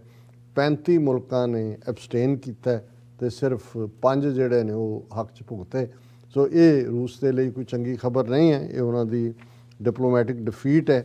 ਔਰ ਇਸ ਸਾਰੇ ਦੇ ਚਲਦਿਆਂ ਜਿਹੜਾ ਖਾਸ ਤੌਰ 'ਤੇ ਬੈਲਾਰੂਸ ਨੇ ਤੇ ਇਹ ਵੀ ਉੱਥੇ ਕਿਹਾ ਕਿ ਜੀ ਦੇਖੋ ਪੋਲੈਂਡ ਨੇ ਔਰ ਮੈਂ ਉਹਨਾਂ ਦੇ ਐਂਬੈਸਡਰ ਨੇ ਜਿਹੜਾ UN ਦੇ ਵਿੱਚ ਬੋਲਦਿਆਂ ਕਿਹਾ ਕਿ ਇੰਡੀਅਨ ਸਟੂਡੈਂਟਸ ਨਾਲ ਕੀ ਹੋ ਰਿਹਾ।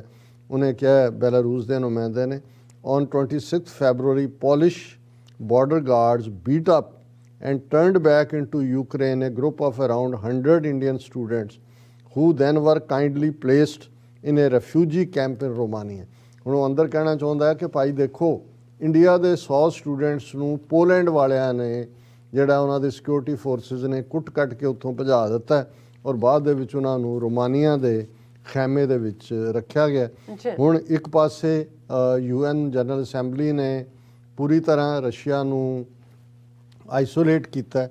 ਦੂਸਰੇ ਪਾਸੇ 1 ਮਾਰਚ ਦਾ ਦਿਨ ਅਮਰੀਕਨ ਹਿਸਟਰੀ ਦੇ ਵਿੱਚ ਬੜਾ ਅਹਿਮ ਹੁੰਦਾ ਹੈ ਕਿਉਂਕਿ ਜਿਹੜਾ ਇਲੈਕਟਿਡ ਪ੍ਰੈਜ਼ੀਡੈਂਟ ਹੁੰਦਾ ਹੈ, ਜਿਵੇਂ ਹੁਣ ਆਲਮੋਸਟ 1 ਸਾਲ ਹੋ ਗਿਆ ਬਾਈਡਨ ਨੂੰ, ਉਹ state of the union address ਕਰਦਾ ਹੈ ਕਿ ਜਿਹਦੇ 'ਚ ਕਾਂਗਰਸ ਸੈਨੇਟ ਟੁਗੈਦਰ ਉਹਨਾਂ ਨੂੰ ਐਡਰੈਸ ਕਰਦਾ ਹੈ। ਇਹ ਅਮਰੀਕਨ ਪਰੰਪਰਾ ਦਾ ਹਿੱਸਾ ਹੈ 20th ਸੈਂਚੁਰੀ 'ਚ, ਪਹਿਲਾਂ ਹੁੰਦੀ ਸੀ ਫਿਰ ਬੰਦ ਕਰ ਦਿੱਤੀ ਸੀ ਇੱਕ ਜ਼ਮਾਨੇ 'ਚ, ਔਰ ਇਹ ਬੜਾ ਅਹਿਮ ਹੁੰਦਾ ਹੈ ਕਿ ਵੀ ਇਹਨੂੰ state of the union address ਕਹਿੰਦੇ ਨੇ ਔਰ ਕਿ ਵੀ ਉਹਦੇ 'ਚ ਕੀ ਕਿਹਾ ਪ੍ਰੈਜ਼ੀਡੈਂਟ ਨੇ। ਸੋ ਜ਼ਾਹਰ ਹੈ ਕਿ ਯੂਕਰੇਨੀਅਨ ਕ੍ਰਾਈਸਿਸ ਦੇ ਚੱਲਦਿਆਂ ਇਹ ਗੱਲ ਸੀ ਕਿ ਜ਼ਿਆਦਾ ਗੱਲ ਯੂਕਰੇਨ ਦੀ ਹੋਏਗੀ। ਔਰ ਹੁਣ ਜਦੋਂ ਅਸੀਂ ਵਿਮਨ ਐਮਪਾਵਰਮੈਂਟ ਦੀ ਗੱਲ ਕਰਦੇ ਹਾਂ, ਬਾਈਡਨ ਜਦੋਂ ਐਡਰੈਸ ਕਰ ਰਿਹਾ ਹੈ, ਇੱਕ ਪਾਸੇ ਕਮਲਾ ਹੈਰਿਸ ਵਾਈਸ ਪ੍ਰੈਜ਼ੀਡੈਂਟ ਬੈਠੀ ਹੈ, ਦੂਜੇ ਪਾਸੇ ਨੈਂਸੀ ਪੈਲੋਸੀ ਜਿਹੜੀ ਸਪੀਕਰ ਹੈ ਹਾਊਸ ਦੀ, ਕਿਉਂਕਿ ਜਿਹੜਾ ਸਪੀਕਰ ਹੈ ਉਹ 3rd ਮੋਸਟ ਪਾਵਰਫੁਲ ਐਂਟੀਟੀ ਹੁੰਦਾ ਹੈ ਪੋਲੀਟੀਕਲੀ ਵੀ ਅਦਰਵਾਈਜ਼ ਵੀ। ਔਰ ਖ਼ਾਸ ਤੌਰ 'ਤੇ ਉਹਨਾਂ ਨੇ ਜਿਹੜੀ ਯੂਕਰੇਨ ਦੀ ਐਂਬੈਸਡਰ ਹੈ ਅਮਰੀਕਾ ਦੇ ਵਿੱਚ, ਉਹ ਵੀ ਲੇਡੀ ਹੈ, ਉਹਨੂੰ ਵੀ ਇਨਵਾਈਟ ਕੀਤਾ ਹੋਇਆ ਸੀ। ਔਰ ਉਹ ਯੂਕਰੇਨ ਦੀ ਐਂਬੈਸਡਰ ਉਹਦੇ ਨਾਲ ਫਸਟ ਲੇਡੀ ਜਿਹੜੀ ਵਾਈਫ ਜ਼ਾਹਰ ਹੈ ਬਾਈਡਨ ਦੀ, ਉਹ ਵੀ ਸੀ ਔਰ ਉਹਨੂੰ ਵੀ ਸਟੈਂਡਿੰਗ ਓਵੇਸ਼ਨ ਦਿੱਤੀ ਗਈ। ਯੂਕਰੇਨ ਦੇ ਲੋਕਾਂ ਦੇ ਨਾਲ ਯਕਜਹਿਤੀ ਦਾ ਇਜ਼ਹਾਰ ਕਰਨ ਵਾਲੀ। ਔਰ ਜੇ ਕਹਿਣਾ ਹੋਏ ਇਸ ਵਾਰ ਬਾਈਡਨ ਦੇ state of the union address 'ਚ ਪਾਸਿੰਗ ਰੈਫਰੈਂਸ ਸੀ ਚਾਈਨਾ ਦਾ ਵੀ, ਅਫਗਾਨਿਸਤਾਨ ਦਾ ਵੀ, ਕੋਈ ਜ਼ਿਕਰ ਤੱਕ ਨਹੀਂ ਸੀ। ਹਾਲਾਂ ਵਿਚਾਰਾ ਸਾਡੇ ਵਾਂਗ ਹੁਣ ਬਜ਼ੁਰਗ ਹੈ, ਕਈ ਵਾਰੀ ਲਫ਼ਜ਼ ਮੂੰਹ 'ਚੋਂ ਹੋਰ ਕੱਢਦਾ, ਨਿਕਲਦੇ ਹੋਰ ਨੇ। ਇੱਕ ਅੱਧੀ ਵਾਰੀ ਇਹ ਹੋਇਆ ਵੀ ਯੂਕਰੇਨ ਕਹਿੰਦੇ ਮੂੰਹ 'ਚੋਂ ਈਰਾਨ ਨਿਕਲਿਆ। ਲੇਕਿਨ ਇਹਦੇ 'ਚ ਕੋਈ ਦੋ ਰਾਵਾਂ ਨਹੀਂ ਕਿ ਇੱਕ ਗੱਲ ਸਾਹਮਣੇ ਆਈ ਕਿ ਹੁਣ ਚਾਈਨਾ, ਜਿਵੇਂ ਟਰੰਪ ਜਾਂਦੇ ਵੀ ਚਾਈਨਾ ਕਰਦਾ ਸੀ, ਬਾਈਡਨ ਨੇ ਆਉਂਦਿਆਂ ਵੀ ਚਾਈਨਾ ਕੀਤਾ, ਪਰ state of the union address ਦੇ ਵਿੱਚ ਹੁਣ ਯੂਕਰੇਨ ਸੀ, ਚਾਈਨਾ ਔਰ ਈਵਨ ਅਫਗਾਨਿਸਤਾਨ ਉਸ ਦਾ ਜਸਟ ਜੇ ਇਹ ਵੀ ਕਿਹਾ ਜਾਏ ਵੀ ਜ਼ਿਕਰ ਨਹੀਂ ਸੀ ਤਾਂ ਕੋਈ ਗੱਲ ਗਲਤ ਨਹੀਂ ਹੈ। ਔਰ ਇਹਦੇ 'ਚ ਯੂਕਰੇਨ ਦੇ ਨਾਲ ਜਿਹੜਾ ਸੋਲੀਡੈਰਿਟੀ ਦਾ ਇਜ਼ਹਾਰ ਨਹੀਂ ਕੀਤਾ। ਬਾਈਡਨ ਨੇ ਐਲਾਨ ਕੀਤਾ $1 ਬਿਲੀਅਨ ਦੀ ਏਡ। ਹੁਣ ਏਡ ਤਾਂ ਜੇ ਕੰਟਰੋਲ ਹੀ ਯੂਕਰੇਨ 'ਤੇ ਨਹੀਂ ਹੋਏਗਾ, ਲੋਕਲ ਦਾ ਰਸ਼ੀਅਨ ਹੋਣਗੇ, ਹੁਣ ਰਸ਼ੀਆ ਨੂੰ ਤਾਂ ਦੇਣੋਂ ਰਹੇ। ਇਹਦਾ ਮਤਲਬ ਇਹ ਹੈ ਕਿ ਵੀ ਹੁਣ ਇਹ ਜਿਹੜਾ ਇੱਕ ਨਵਾਂ ਜੰਗ ਦਾ ਫਰੰਟ ਖੁੱਲ੍ਹ ਗਿਆ ਹੈ। $1 ਬਿਲੀਅਨ ਔਰ ਯੂਰਪੀਅਨ ਯੂਨੀਅਨ ਦੀ ਜਿਹੜੀ ਮਨੀ ਹੈ ਉਹ ਅਲਟੀਮੇਟਲੀ ਟ੍ਰੇਨਡ ਕਰਕੇ ਤਿਆਰ ਕਰਕੇ ਜਿਨ੍ਹਾਂ ਨੂੰ ਉੱਥੇ ਵਾੜਨਾ ਹੈ ਔਰ ਜਿਨ੍ਹਾਂ ਨੇ ਅਲਟੀਮੇਟਲੀ ਲੜਨਾ ਹੈ, ਇਹ ਉਹਨਾਂ ਦੇ ਨਿਮਿਤ ਇਹਨਾਂ ਨੂੰ ਕਿਹਾ ਜਾ ਸਕਦਾ ਹੈ। ਸੋ ਅਸੀਂ ਸਮਝਦੇ ਹਾਂ ਵੀ ਆਲਰੇਡੀ ਅਨਫੋਰਚੂਨੇਟ ਪਾਰਟ ਹੈ ਕਿ ਯੂਰਪ ਦੇ ਵਿੱਚ ਸੈਕੰਡ ਵਰਲਡ ਵਾਰ ਤੋਂ ਬਾਅਦ ਇਸ ਕਿਸਮ ਦਾ ਖਤਰਨਾਕ ਵਾਰ ਥੀਏਟਰ ਕ੍ਰੀਏਟ ਹੋਇਆ। ਇਹ ਕਿੱਥੇ ਲੈ ਕੇ ਜਾਏਗਾ? ਔਰ ਅਸੀਂ ਇਹ ਵੀ ਜ਼ਿਕਰ ਕਰਾਂਗੇ ਕਿ 2014 'ਚ ਜਦੋਂ ਰਸ਼ੀਆ ਨੇ ਕ੍ਰੀਮੀਆ ਨੂੰ ਜਿਹੜਾ ਉਹ ਖੋਇਆ ਸੀ, ਯੂਕਰੇਨ ਦਾ ਹੀ ਹਿੱਸਾ ਸੀ, ਉਹ ਗਿਫਟ ਵੀ ਉਹਨੂੰ ਰਸ਼ੀਆ ਨੇ ਕੀਤਾ ਹੋਇਆ ਸੀ ਪਹਿਲਾਂ। ਅਤੇ ਉਦੋਂ ਹੈਨਰੀ ਕਿਸਿੰਜਰ ਜਿਹੜੇ ਸੈਕਟਰੀ ਆਫ ਸਟੇਟ ਹੁੰਦੇ ਸੀ ਨਿਕਸਨ ਦੇ ਜ਼ਮਾਨੇ 'ਚ, ਉਹਨਾਂ ਦਾ ਇੱਕ ਆਰਟੀਕਲ ਵਾਸ਼ਿੰਗਟਨ ਪੋਸਟ 'ਚ ਆਇਆ ਸੀ। ਔਰ ਅੱਜ ਵੀ ਜੇ ਅਸੀਂ 8 ਸਾਲ ਬਾਅਦ ਜਦੋਂ ਕਿ ਹੁਣ ਇਹ ਕ੍ਰਾਈਸਿਸ ਐਗਰੇਵੇਟ ਹੋਇਆ ਇਸ ਨੂੰ ਦੇਖੀਏ ਤਾਂ ਮੈਨੂੰ ਇਹ ਲੱਗਦਾ ਹੈ ਕਿ ਵੀ ਜੇ ਕੋਈ ਸੋਲਿਊਸ਼ਨ ਲਾਈ ਕਰਦਾ ਹੈ ਲੌਂਗ ਟਰਮ ਉੱਥੇ ਤਾਂ ਉਹੀ ਹੈ ਜਿਹੜਾ ਹੈਨਰੀ ਕਿਸਿੰਜਰ ਨੇ ਕਿਹਾ ਸੀ। ਅਸੀਂ ਉਸ ਨੂੰ ਵੀ ਡਿਸਕਸ ਕਰਾਂਗੇ। ਪਰ ਬਾਈਡਨ ਨੇ ਜਿਹੜਾ ਕਾਫੀ ਸਟਰੋਂਗ ਸਟਾਂਸ ਰੱਖਿਆ, ਸਿੱਧੇ ਹਮਲੇ ਜਿਹੜੇ ਨੇ ਉਹ ਸਾਧੇ ਗਏ। ਔਰ ਉਹਨਾਂ ਨੇ ਜਿਹੜਾ ਇਸ ਦੇ ਵਿੱਚ ਕਿਹਾ ਕਿ mister Putin thought he could roll in Ukraine and the world would roll over. ਕਿ ਪੁਤਿਨ ਸਮਝਦਾ ਸੀ ਕਿ ਉਹ ਉੱਥੇ ਆਏਗਾ, ਵੜ ਜਾਏਗਾ ਵਿੱਚ ਔਰ ਦੁਨੀਆ ਨੂੰ ਉਵੇਂ ਹੀ ਆਪਣੇ ਨਾਲ ਘੁਮਾ ਲਏਗਾ। Instead he met with a wall of strength he never anticipated ਔਰ ਇਮੈਜਿਨਡ। ਉਸ ਨੂੰ ਅੱਗੋਂ ਉਸ ਤਾਕਤ ਦੀ ਕੰਧ ਦਾ ਟਾਕਰਾ ਕਰਨਾ ਪਿਆ ਜਿਹੜਾ ਉਹਨੇ ਕਦੇ ਖਾਬਾਂ 'ਚ ਵੀ ਨਹੀਂ ਸੀ ਸੋਚਿਆ। ਹੀ ਮੈਟ ਯੂਕਰੇਨੀਅਨ ਪੀਪਲ, ਕਿ ਅਲਟੀਮੇਟਲੀ ਉਹ ਲੋਕ ਜਿਹੜੇ ਆਪਣੀ ਆਜ਼ਾਦੀ ਲਈ ਖਲੋਣ ਵਾਲੇ ਨੇ ਉਹਨਾਂ ਨਾਲ ਉਹਨਾਂ ਦੀ ਟੱਕਰ ਹੋਈ। ਔਰ ਨਾਲ ਦੀ ਨਾਲ ਉਹਨਾਂ ਨੇ ਕਿਹਾ ਕਿ ਵੀ ਮੈਂ ਕਈ ਮਹੀਨੇ ਲਾਏ ਨੇ ਯੂਰਪ ਔਰ ਦੂਸਰੀਆਂ ਥਾਵਾਂ 'ਤੇ ਕੋਲੀਸ਼ਨ ਬਣਾਉਣ 'ਚ। ਔਰ ਅੱਜ ਜਿਹੜਾ ਔਰ ਇਹ ਇਨਫੈਕਟ ਉਹਨਾਂ ਨੇ ਡੋਨਲਡ ਟਰੰਪ ਦੇ ਉੱਤੇ ਹੀ ਤਨਜ਼ ਕੀਤੀ ਕਿ ਉਹ ਜਿਹਨਾਂ ਚੀਜ਼ਾਂ ਨੂੰ ਕਮਜ਼ੋਰ ਕਰਕੇ ਗਿਆ ਸੀ ਉਹ ਮੈਂ ਦੁਬਾਰਾ ਮਜ਼ਬੂਤ ਕੀਤੀਆਂ ਨੇ। ਜ਼ਾਹਰ ਹੈ ਨੈਟੋ ਦਾ ਤਾਂ ਆਲਮੋਸਟ ਭੋਗ ਹੀ ਪਾ ਦਿੱਤਾ ਸੀ ਟਰੰਪ ਸਾਹਿਬ ਨੇ। ਅੱਛਾ ਫਿਰ ਉਹਨਾਂ ਨੇ ਬਾਈਡਨ ਨੇ ਕਿਹਾ Putin is now isolated from the world more than he has ever been, ਕਿ ਇਸ ਤੋਂ ਪਹਿਲਾਂ ਇਵੇਂ ਉਹ ਕਦੇ ਅਲੱਗ ਥਲੱਗ ਨਹੀਂ ਹੋਇਆ ਜਿਵੇਂ ਅੱਜ ਹੈ। ਉਹਦੇ 'ਚ ਸਾਹਮਣੇ ਹੀ ਹੈ, ਸਿਰਫ 4 ਮੁਲਕ ਦੁਨੀਆ ਦੇ ਰੂਸ ਦੇ ਹੱਕ 'ਚ 194 ਤੋਂ ਖਲੋਂਦੇ ਨੇ। UN ਜਨਰਲ ਅਸੈਂਬਲੀ ਦੀ ਅਸੀਂ ਗੱਲ ਕੀਤੀ ਹੈ ਤੇ ਫਿਰ ਇਹ ਬਿਲਕੁਲ ਇੱਕ ਟਰੂਥ ਹੈ ਕਿ ਇਸ ਵੇਲੇ ਪੁਤਿਨ ਜਿਹੜਾ ਬਿਲਕੁਲ ਅਲੱਗ ਥਲੱਗ ਹੈ। ਨਾਲ ਦੀ ਨਾਲ ਉਹਨਾਂ ਨੇ ਜਿਹੜਾ ਰਸ਼ੀਅਨ ਓਲੀਗਾਰਕਸ ਜਿਹੜੇ ਬਹੁਤ ਸਾਰੇ ਅਮੀਰ ਜਿਨ੍ਹਾਂ ਬਾਰੇ ਕਿਹਾ ਜਾਂਦਾ ਹੈ, ਔਰ ਭਾਰਤ ਦਾ ਵੀ ਜੇ ਕਹਿਣਾ ਹੋਏ ਕਿ ਅੰਬਾਨੀ, ਅਡਾਨੀ, ਪਤੰਜਲੀ ਇਹ ਸਾਰੇ ਓਲੀਗਾਰਕ ਨੇ ਜਿਹੜੇ ਹਕੂਮਤ ਨੂੰ ਚਲਾਉਂਦੇ ਨੇ। ਇਸੇ ਤਰ੍ਹਾਂ ਈਵਨ ਪੁਤਿਨ ਬਾਰੇ ਵੀ ਕਿਹਾ ਜਾਂਦਾ ਹੈ ਕਿ ਉਹ ਇਨਫੈਕਟ ਦੁਨੀਆ ਦਾ ਸਭ ਤੋਂ ਅਮੀਰ ਆਦਮੀ ਹੈ। ਉਹਦੇ ਕੋਲ ਲਗਭਗ $250 ਬਿਲੀਅਨ ਹੈ, ਔਰ ਉਸ ਦੇ ਜਿਹੜੇ ਸਾਥੀ ਨੇ ਜਿਨ੍ਹਾਂ ਦੀ ਮਦਦ ਦੇ ਨਾਲ ਉਹ ਆਪਣੀ ਉਹਨੇ ਚਲਾਇਆ ਹੋਇਆ ਠੱਗਾ, ਉਹਨਾਂ ਨੂੰ ਵੀ ਬਾਈਡਨ ਨੇ ਵਾਰਨ ਕੀਤਾ ਕਿ ਭਾਈ ਇਹ ਜਿਹੜੇ ਨੇ ਉਹਨਾਂ ਦੀ ਇਲ ਬਿਗੋਟਨ ਵੈਲਥ ਜਿਹੜੀ ਹੈ ਉਹ ਵੀ ਅਸੀਂ ਜਿਹੜਾ ਉਸ ਨੂੰ ਟੋਲਰੇਟ ਨਹੀਂ ਕਰਾਂਗੇ। ਔਰ he also announce the US air space would be close to Russian flights. ਉਹ ਤਾਂ ਯੂਰਪੀਅਨ ਏਅਰ ਸਪੇਸ ਵੀ ਕਲੋਜ਼ਡ ਹੈ ਔਰ ਅਦਰਵਾਈਜ਼ ਵੀ ਹੈ। ਔਰ ਉਹਨਾਂ ਨੇ ਨਾਲ ਦੀ ਨਾਲ ਡੋਮੈਸਟਿਕ ਵੀ ਕੋਵਿਡ-19 ਬਾਰੇ ਹੁਣ ਐਡਰੈਸ ਕੀਤਾ ਤੇ ਕਿਸੇ ਦੇ ਕੋਈ ਮਾਸਕ ਨਹੀਂ ਸੀ ਲੱਗੀ ਹੋਈ, ਪਰ ਉਹਨਾਂ ਨੇ ਕਿਹਾ ਵੀ ਅਜੇ ਵੀ ਸਾਨੂੰ ਖਬਰਦਾਰ ਹੋਣ ਦੀ ਲੋੜ ਹੈ। ਔਰ ਅਸੀਂ ਇਸ ਸਾਰੇ ਦੇ ਨਾਲ ਇਹ ਵੀ ਦੇਖਦੇ ਹਾਂ ਕਿ ਦੂਜੇ ਪਾਸੇ ਰਸ਼ੀਆ ਦੇ ਵਿੱਚ ਵੀ ਜਿਹੜਾ ਨੈਰੇਟਿਵ ਹੈ, ਕਿਉਂਕਿ ਇਸ ਵੇਲੇ ਜਦੋਂ ਅਸੀਂ ਪ੍ਰੋਪੇਗੈਂਡੇ ਦੀ ਗੱਲ ਕਰਦੇ ਹਾਂ, ਬਹੁਤ ਕੁਝ ਜਿਹੜਾ ਸਾਡੇ ਤੱਕ ਪਹੁੰਚ ਰਿਹਾ ਉਹੀ ਹੈ ਜਿਹੜਾ ਵੈਸਟਰਨ ਮੀਡੀਆ ਅਮਰੀਕਨ ਜਾਂ ਯੂਰਪੀਅਨ ਦੇ ਰਿਹਾ। ਔਰ ਕਿਉਂਕਿ ਹੁਣ ਰਸ਼ੀਅਨ ਜਿਹੜਾ ਉਹਨਾਂ ਦਾ ਚੈਨਲ ਸੀ ਦੋਨੋਂ ਤਾਂ ਬਲੌਕ ਕਰਤੇ, YouTube 'ਤੇ ਵੀ ਬਲੌਕ ਕਰਤੇ। ਸੋ ਉਹ ਆਪਣਾ ਪ੍ਰੋਪੇਗੈਂਡਾ ਕਰ ਰਹੇ ਸੀ, ਪਰ ਅਮਰੀਕਾ ਨੇ ਕਿਉਂਕਿ ਇਸ ਸਾਰੇ ਫੀਲਡ 'ਚੋਂ ਇੰਸਟਾਗ੍ਰਾਮ, YouTube ਔਰ ਫੇਸਬੁੱਕ ਸਾਰੇ ਇਹਨਾਂ ਦੇ ਹੀ ਅਦਾਰੇ ਨੇ, ਉਹ ਸਾਰੇ ਤੋਂ ਰਸ਼ੀਆ ਕੱਟ ਆਫ ਹੈ। ਸੋ ਅੰਦਰ ਰੂਸ ਦੇ ਕੀ ਚੱਲ ਰਿਹਾ ਹੈ ਜਾਂ ਜਿਹੜੀ ਯੂਕਰੇਨ ਤੋਂ ਗਰਾਊਂਡ ਕਵਰੇਜ ਆ ਰਹੀ ਹੈ, ਉਹਨਾਂ ਨੂੰ ਵੀ ਸਾਨੂੰ ਇੱਕ ਬੈਲੈਂਸ ਜਿਹਾ ਰੱਖ ਕੇ ਜਿਹੜਾ ਦੇਖਣਾ ਪੈਂਦਾ।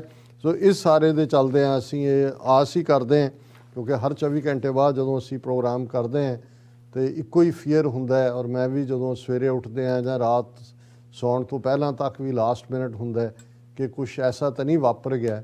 ਸੋ ਹਾਲ ਦੀ ਘੜੀ ਜਿਵੇਂ ਚੱਲ ਰਿਹਾ ਰੈਜ਼ਿਸਟੈਂਸ ਹੈ ਕੋਈ, ਪਰ ਜੋ ਹਾਲਾਤ ਚੱਲ ਰਹੇ ਨੇ ਜੇ ਇਸ ਨੂੰ ਨਾ ਨੱਥ ਪਾਈ ਗਈ ਤੇ ਇਹ ਜਿਹੜੀ ਹੈ ਫਿਰ ਵਰਸਟ ਤੋਂ ਵਰਸਟ ਵੀ ਹੋਏਗੀ। ਜੀ ਰਾਜ ਸਾਹਿਬ ਤੁਹਾਡਾ ਬਹੁਤ ਬਹੁਤ ਧੰਨਵਾਦ। ਸਾਥ ਲੈਣੇ ਬ੍ਰੇਕ ਔਰ ਬ੍ਰੇਕ ਤੇ ਜਾਣ ਤੋਂ ਪਹਿਲਾਂ ਅਸੀਂ ਆਪਣੇ ਦਰਸ਼ਕਾਂ ਤੇ ਸਰੋਤਿਆਂ ਨੂੰ ਅਪੀਲ ਤੇ ਬੇਨਤੀ ਕਰਦੇ ਵਿਊਅਰਸ, ਜਿਸ ਤਰ੍ਹਾਂ ਕਿ ਤੁਸੀਂ ਜਾਣਦੇ ਹੋ ਕਿ TV84 ਇੱਕ ਪੰਥਕ ਚੈਨਲ ਹੈ ਔਰ TV84 ਦੀ ਚੜ੍ਹਦੀ ਕਲਾ ਲਈ ਵੱਧ ਤੋਂ ਵੱਧ ਡੋਨੇਟ ਕਰੋ। ਡੋਨੇਟ ਕਰਨ ਲਈ ਸਾਡੀ ਵੈਬਸਾਈਟ TV84.tv ਤੇ ਜਾ ਕੇ ਪੇਪਲ ਦੀ ਵਰਤੋਂ ਕਰਕੇ ਵਨ ਟਾਈਮ ਡੋਨੇਟ ਕਰ ਸਕਦੇ ਹੋ, ਮੰਥਲੀ ਡੋਨੇਟ ਵੀ ਕਰ ਸਕਦੇ ਹੋ। ਤੁਸੀਂ TV84 ਦੇ ਨਾਮ ਤੇ ਚੈੱਕ ਬਣਾ ਕੇ ਸਾਨੂੰ ਮੇਲ ਵੀ ਕਰ ਸਕਦੇ ਹੋ ਸਾਡੇ ਪਤੇ ਤੇ 36-01 37th Avenue, Long Island City, New York 11101 USA, ਜਾਂ ਫਿਰ ਤੁਸੀਂ ਸਾਨੂੰ ਫੋਨ ਰਾਹੀਂ ਵੀ ਸੰਪਰਕ ਕਰ ਸਕਦੇ ਹੋ ਸਾਡੇ ਫੋਨ ਨੰਬਰ ਤੇ 5166619194। ਤੁਸੀਂ ਸਾਨੂੰ ਈਮੇਲ ਵੀ ਕਰ ਸਕਦੇ ਹੋ info@tv84.tv ਤੇ। ਅਸੀਂ ਤੁਹਾਡੇ ਤਹਿ ਦਿਲ ਤੋਂ ਸ਼ੁਕਰਗੁਜ਼ਾਰ ਹੋਵਾਂਗੇ। ਸੋ ਇੱਥੇ ਲੈਣੇ ਬ੍ਰੇਕ ਵਿਊਅਰਸ, ਤੁਸੀਂ ਸਾਨੂੰ ਇਸੇ ਤਰ੍ਹਾਂ ਬਣੇ ਰਹਿਣਾ। ਮਿਲਦੇ ਹਾਂ ਛੋਟੇ ਜਿਹੇ ਵਕਫੇ ਤੋਂ ਬਾਅਦ।